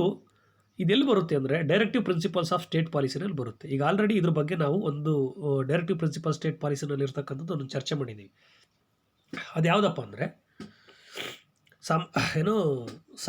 ಸಮಾನ ನ್ಯಾಯ ಮತ್ತು ಉಚಿತ ಕಾನೂನು ನೆರವು ಸಹ ಡೈರೆಕ್ಟಿವ್ ಪ್ರಿನ್ಸಿಪಲ್ಸ್ ಆಫ್ ಸ್ಟೇಟ್ ಪಾಲಿಸಿನಲ್ಲೇ ಬರುತ್ತೆ. ಇದು ಅಷ್ಟೇ ಏಕರೂಪ ನಾಗರಿಕ ಸಂಹಿತೆ. ಇದನ್ನು ಈಗ ಮಾಡಬೇಕು ಅಂತ ಈಗಿರ್ತಕ್ಕಂಥ ಕೇಂದ್ರ ಸರ್ಕಾರ ಪ್ರಯತ್ನ ಮಾಡ್ತಾ ಇದೆ. ಏನು ಏಕರೂಪ ನಾಗರಿಕ ಸಂಹಿತೆ ಸಿವಿಲ್ ವಿಚಾರದಲ್ಲಿ ಒಂದು ಆಸ್ತಿ ಹಂಚಿಕೆ ಇರ್ಬೋದು, ಮದುವೆ ಇರ್ಬೋದು, ಡೈವರ್ಸ್ ಇರ್ಬೋದು, ಈ ಥರದ ವಿಚಾರಗಳೆಲ್ಲ ನಾವು ಸಿವಿಲ್ ವ್ಯಾಜ್ಯಗಳು ಅಂತ ಕರಿತೀವಿ. ಈ ಸಿವಿಲ್ ವಿಚಾರದಲ್ಲಿ ಏಕರೂಪವಾಗಿ ತರಬೇಕು. ಈಗ ಮುಸ್ಲಿಮ್ಸ್ಗೆ ಸಪ್ರೇಟ್ ಇದೆ, ಹಿಂದೂಸ್ಗೆ ಸಪ್ರೇಟ್ ಇದೆ, ಕ್ರಿಶ್ಚಿಯನ್ಸ್ಗೆ ಸಪ್ರೇಟ್ ಇರತಕ್ಕಂತಹ ಸಿವಿಲ್ ಕಾನೂನುಗಳಿದ್ದಾವೆ. ಎಲ್ಲಕ್ಕೂ ಸೇರಿಸಿ ಒಂದೇ. ಭಾರತದಲ್ಲಿ ಆಸ ಮಾಡ್ತಿದೆಯಾ ಎಲ್ಲ ರೀತಿಯ ಸಿವಿಲ್, ಈಗ ಕ್ರಿಮಿನಲ್ ಎಲ್ಲ ಒಂದೇ ಥರ ಇದೆ. ಕೊಲೆ ಮಾಡಲಿ, ಅದು ದರೋಡೆ ಮಾಡಲಿ, ರೇಪ್ ಮಾಡಲಿ, ಈ ಥರ ಎಲ್ಲ ಕ್ರಿಮಿನಲ್ ವಿಚಾರಗಳಿಗೆ ಒಂದೇ ಥರ ಕಾನೂನು, ಅವನು ಯಾರಾದರೂ ಆಗಿರ್ಬೋದು, ಎಲ್ಲ ಒಂದೇ ರೀತಿಯಾಗಿರ್ತಕ್ಕಂತಹ ಕಾನೂನು ಇರೋದ್ರಿಂದಾಗಿ ಸಿವಿಲ್ ವಿಚಾರದಲ್ಲಿ ಒಂದೇ ರೀತಿಯಾಗಿರ್ತಕ್ಕಂಥ ಕಾನೂನುಗಳು ತರಬೇಕು. ಅದನ್ನು ನಾವು ಸಿವಿಲ್ ಏಕರೂಪ ನಾಗರಿಕ ಸಂಹಿತೆ ಅಂತ ಕರಿತಾ ಹೋಗ್ತೀವಿ. ಇದಕ್ಕೆ ಸಂಬಂಧಪಟ್ಟಂತೆ ಡಿಸ್ಕಷನ್ ಮಾಡ್ತಕ್ಕಂಥದ್ದು ಭಾರತ ಸಂವಿಧಾನದಲ್ಲಿ ಆರ್ಟಿಕಲ್ 44. ಇದು ಬರ್ತಕ್ಕಂಥದ್ದು directive principles of state policy ಮ್ಯಾಟ್ರಲ್ಲಿ ಬರ್ತದೆ. ಎಸ್, ಇಷ್ಟು 55 ಕ್ವಶನ್ಸ್ ಇದೆ. ನೆಕ್ಸ್ಟ್ ಕ್ವಶನ್ಸ್ ಇದೆ 77ನೇ questions. Who appointed Lokayukta of Karnataka ಅಂತಿದೆ. ಸುಮಾರು ರಾಜ್ಯಗಳಲ್ಲಿ ಲೋಕಾಯುಕ್ತ ಒಂದು ಸಂಸ್ಥೆಯನ್ನು ಸೃಷ್ಟಿ ಮಾಡ್ಕೊಂಡಿದ್ದಾರೆ, ಲೋಕಾಯುಕ್ತರನ್ನ ನೇಮಕ ಮಾಡ್ತಾರೆ. ಯಾರು ಹಂಗಾದರೆ ಕರ್ನಾಟಕದಲ್ಲಿ ಲೋಕಾಯುಕ್ತರು ನೇಮಕ ಮಾಡೋದು ಯಾರು ಅಂತಂದರೆ ಗವರ್ನರ್ ಆಫ್ ಸ್ಟೇಟ್. ಆಯಾ ರಾಜ್ಯಗಳ ಗವರ್ನರು ಲೋಕಾಯುಕ್ತರನ್ನ ನೇಮಕವನ್ನು ಮಾಡ್ತಾರೆ. ಹಂಗಾರೆ 77ಕ್ಕೆ ಸರಿಯಾಗಿರ್ತಕ್ಕಂತಹ ಆಪ್ಷನ್ಸು 4ನೇದು 77ಕ್ಕೆ. ಅಂದರೆ ಲೋಕಾಯುಕ್ತರನ್ನು ನೇಮಕ ಮಾಡ್ತಕ್ಕಂಥದ್ದು ಅದರಲ್ಲೂ ಕರ್ನಾಟಕದಲ್ಲಿ ಯಾರಿಗಿರುತ್ತೆ ಅಂದರೆ ನಮ್ಮ ರಾಜ್ಯದ ಗವರ್ನರ್ಗೆ, ಗವರ್ನರ್ ಆಫ್ ದ ಸ್ಟೇಟ್ಗೆ ಇರ್ತದೆ. ಎಸ್, ಆ್ಯಕ್ಚುಲಿ ಅವ್ರು ಹೆಂಗೆ ಕೊಡಬೇಕಾಯ್ತು ಅಂದರೆ governor of the Karnataka state ಅಂತ ಕೊಡಬೇಕಾಗಿತ್ತು. ಆಪ್ಷನ್ಸ್ ಇರಲಿ. ಗವರ್ನರ್ ಆಫ್ ಸ್ಟೇಟ್ ಅಂದರೆ ಅರ್ಧ ರಾಜ್ಯದ ಗವರ್ನರ್ಗೆ ಈ ಒಂದು ಅಧಿಕಾರ ಇರ್ತಾ ಹೋಗ್ತದೆ. ನೆಕ್ಸ್ಟ್ 78ನೇ ಕ್ವಶನ್ಸ್ ಈ ರೀತಿ ಇದೆ. Which of the following article in the constitutions is considered as heart and soul of the constitutions as per doctor B R Ambedkar. Doctor B R Ambedkar ಅವರ ಪ್ರಕಾರ ಯಾವ ಆರ್ಟಿಕಲನ್ನು ನಾವು ಸಂವಿಧಾನದ ಆತ್ಮ ಮತ್ತು ಹೃದಯ ಅಂತೇಳಿ ಕರೆದಿದ್ದೀವಿ ಅಂತೇಳಿ. ನೋಡಿ, ಈಗೇನು ಹೇಳ್ತಿದ್ರೆ ಇದ್ರ ಆಲ್ರೆಡಿ 2 ಕ್ವಶನ್ಸ್ಗಳನ್ನ ಡಿಸ್ಕಷನ್ ಮಾಡಿದ್ದೀವಿ ಇದ್ರ ಬಗ್ಗೆ, ಈ ಒಂದು ವಿಚಾರದ ಬಗ್ಗೆನೇ. ಯಾವುದು ಅಂತಂದರೆ ಆರ್ಟಿಕಲ್ 32 ಇದಕ್ಕೆ ಸರಿಯಾಗಿರ್ತಕ್ಕಂಥ ಉತ್ತರ. ಮತ್ತು ಆರ್ಟಿಕಲ್ 32 ನಾವೇನಂತ ಕರಿತೀವಿ ಅಂದರೆ ಆರ್ಟಿಕಲ್ 32 ಏನಿದೆ ಇದು ಸರಿಯಾದ ಉತ್ತರ. ಇದನ್ನು ಹೇಳ್ಬಿಟ್ಟು ನಾನು ನಿಮ್ಗೆ ಆಲ್ರೆಡಿ ಅದ್ರ ಬಗ್ಗೆ ನಾನು ಏನು ಮಾಡ್ತೀನಿ ಎಕ್ಸ್ಪ್ಲನೇಷನ್ ಮಾಡ್ತಾ ಹೋಗ್ತೀನಿ. ಅಂದರೆ ಡಾಕ್ಟರ್ ಬಿ ಆರ್ ಅಂಬೇಡ್ಕರ್ ಸಂವಿಧಾನದ ಆತ್ಮ ಮತ್ತು ಹೃದಯ ಅಂತ ಕರೆದಿರ್ತಕ್ಕಂಥದ್ದು ಭಾರತ ಸಂವಿಧಾನದ ವಿಧಿ 32 ಯಾಕೆ ಅದನ್ನು ಕರೀತಾರೆ ಅಂತಂದರೆ, ಮೂಲಭೂತ ಹಕ್ಕುಗಳಿಗೆ ಏನಾದರೂ ಚ್ಯುತಿ ಬಂದರೆ ಈ ಆರ್ಟಿಕಲ್ನ ಆಧಾರದ ಮೇಲೆ ನಾವು ಸುಪ್ರೀಂ ಕೋರ್ಟ್ಗಾಗಲಿ ಹೈಕೋರ್ಟ್ಗೆ ಇನ್ನೊಂದು 226 ಸಪ್ರೇಟ್ ಹೇಳಿದ್ದಾರೆ. ಹೈಕೋರ್ಟ್ಗೆ ಸುಪ್ರೀಂ ಕೋರ್ಟ್ಗೆ ಹೋಗ್ತಕ್ಕಂಥ ಸಾಧ್ಯತೆ. ಅಂದರೆ ಸಂವಿಧಾನದ ರಕ್ಷಕ ಅಂತೇಳಿ ನಾವು ಸಂವಿಧಾನ ಅಲ್ಲ, ಮೂಲಭೂತ ಹಕ್ಕುಗಳ ರಕ್ಷಕ ಅಂತೇಳಿ ನಾವು ಸುಪ್ರೀಂ ಕೋರ್ಟನ್ನು ಕರೆದಿದ್ದೀವಿ. ಮೂಲಭೂತ ಹಕ್ಕುಗಳ ರಕ್ಷಣೆ ಮಾಡೋದಕ್ಕೆ ಸಂವಿಧಾನದಲ್ಲಿ ಅವಕಾಶ ಮಾಡಿಕೊಟ್ಟಿರೋದು ಆರ್ಟಿಕಲ್ 32 ಪ್ರಕಾರವಾಗಿ. ಆರ್ಟಿಕಲ್ 32 ಏನು ಹೇಳುತ್ತೆ, ಸಂವಿಧಾನಬದ್ಧ ಪರಿಹಾರ ಹಕ್ಕು ಅಂತೇಳಿ ಹೇಳುತ್ತೆ. ಹಾಗಾಗಿ ಈ ವಿಧಿಯನ್ನು 32ನೇ ವಿಧಿಯನ್ನು, ಸಂವಿಧಾನಬದ್ಧ ಪರಿಹಾರ ಹಕ್ಕನ್ನು 32ನೇ ಆರ್ಟಿಕಲನ್ನು ಡಾಕ್ಟರ್ ಬಿ ಅಂಬೇಡ್ಕರು ಏನಂತ ಕರೆದಿದ್ದಾರೆ, ಇದು ಸಂವಿಧಾನದ ಆತ್ಮ ಮತ್ತು ಹೃದಯ ಅಂತ ಕರೆದಿದ್ದಾರೆ. ಇದ್ರ ಬಗ್ಗೆ ನಾವು ಒಟ್ಟಾರೆ ಸೇರಿ 3 ಪ್ರಶ್ನೆಗಳನ್ನು ಡಿಸ್ಕಷನ್ ಮಾಡಿದ್ವಿ. ಇಷ್ಟು ಒಟ್ಟಾರೆ 28 ಪ್ರಶ್ನೆಗಳು ಈ ಇಂಡಿಯನ್ ಕಾನ್ಸ್ಟಿಟ್ಯೂಷನ್ ಸಂಬಂಧಪಟ್ಟಂತೆ KPSC ನಡೆತಿರ್ತಕ್ಕಂಥ ಗ್ರೂಪ್ ಎ ಮತ್ತು ಬಿ ಟೆಕ್ನಿಕಲ್ ಪೋಸ್ಟ್ಗಳು ಎಕ್ಸಾಮ್ಸ್ ಏನು ನಡೆಸಿದ್ದಾರೆ ಅದರಲ್ಲಿ ಕೇಳಿದ್ದಾರೆ. ಅತಿ ಹೆಚ್ಚು ಆದ್ಯತೆಯನ್ನು ಕೊಟ್ಟಿದ್ದಾರೆ. 28 ಕ್ವಶನ್ ಅಂದರೆ ಅದು ಮ್ಯಾಕ್ಸಿಮಮ್ ಆಗೋಯ್ತು. ಎಸ್, ಈ ಒಂದು ವಿಡಿಯೋ ಲೆಂತಿ ಆಯಿತು ಅಂತೇಳಿ ನೀವು ಖಂಡಿತ ಭಾವಿಸಬಾರ್ದು. ಯಾಕೆಂದರೆ ನಾನು ಪ್ರತಿಯೊಂದನ್ನು ನಾನು ಅನಾಲಿಸಿಸ್ ಮಾಡ್ಕೊಂಡು ಬರೋದ್ರಿಂದಾಗಿ ಸುಮಾರು ಹತ್ತತ್ರ ನಿಯರ್ 50 ನಿಮಿಷಗಳು ಆಗಿದೆ ಈ ವಿಡಿಯೋ ನಿಮ್ಗೆ ಇಷ್ಟ ಆಗುತ್ತೆ ಅಂತ ಖಂಡಿತ ಭಾವಿಸ್ತೀನಿ. ಯಾರೆಲ್ಲ PC, PSI, SD ಎಕ್ಸಾಮ್ಸು ಮತ್ತು ಅಸಿಸ್ಟೆಂಟ್ ಪ್ರೊಫೆಸರ್ ಆಸ್ಪಿರೆಂಟ್ಸ್ ಇದ್ದೀರಾ ಅವರೆಲ್ಲರಿಗೂ ಸಹ ಈ ಕಾನ್ಸ್ಟಿಟ್ಯೂಷನ್ ಕ್ವಶನ್ಸ್ಗಳು ಕೇಳ್ತಾರೆ. ಹಾಗಾಗಿ ಇಂಪಾರ್ಟೆಂಟಾಗಿ PC, SDA, PSI ಮತ್ತು ಅಸಿಸ್ಟೆಂಟ್ ಪ್ರೊಫೆಸರ್ಗಳು ಆಸ್ಪಿರೆಂಟ್ಸ್ಗಳನ್ನೆಲ್ಲ ನೋಡಲೇಬೇಕಾಗಿರ್ತಕ್ಕಂಥ ವಿಡಿಯೋ. ಆ ಥರ ಓದ್ತಾ ಇರ್ತಕ್ಕಂಥ ನಿಮ್ಮ ಸ್ನೇಹಿತರು ಯಾರಾದರೆ ಅವರೆಲ್ಲರಿಗೂ ಇದನ್ನು ಶೇರ್ ಮಾಡಿ. ಈ ವಿಡಿಯೋ ನಿಮ್ಗೆ ಇಷ್ಟ ಆದಲ್ಲಿ ಲೈಕ್ ಮಾಡಿ ಹಾಗೂ ಕಮೆಂಟ್ ಮಾಡಿ.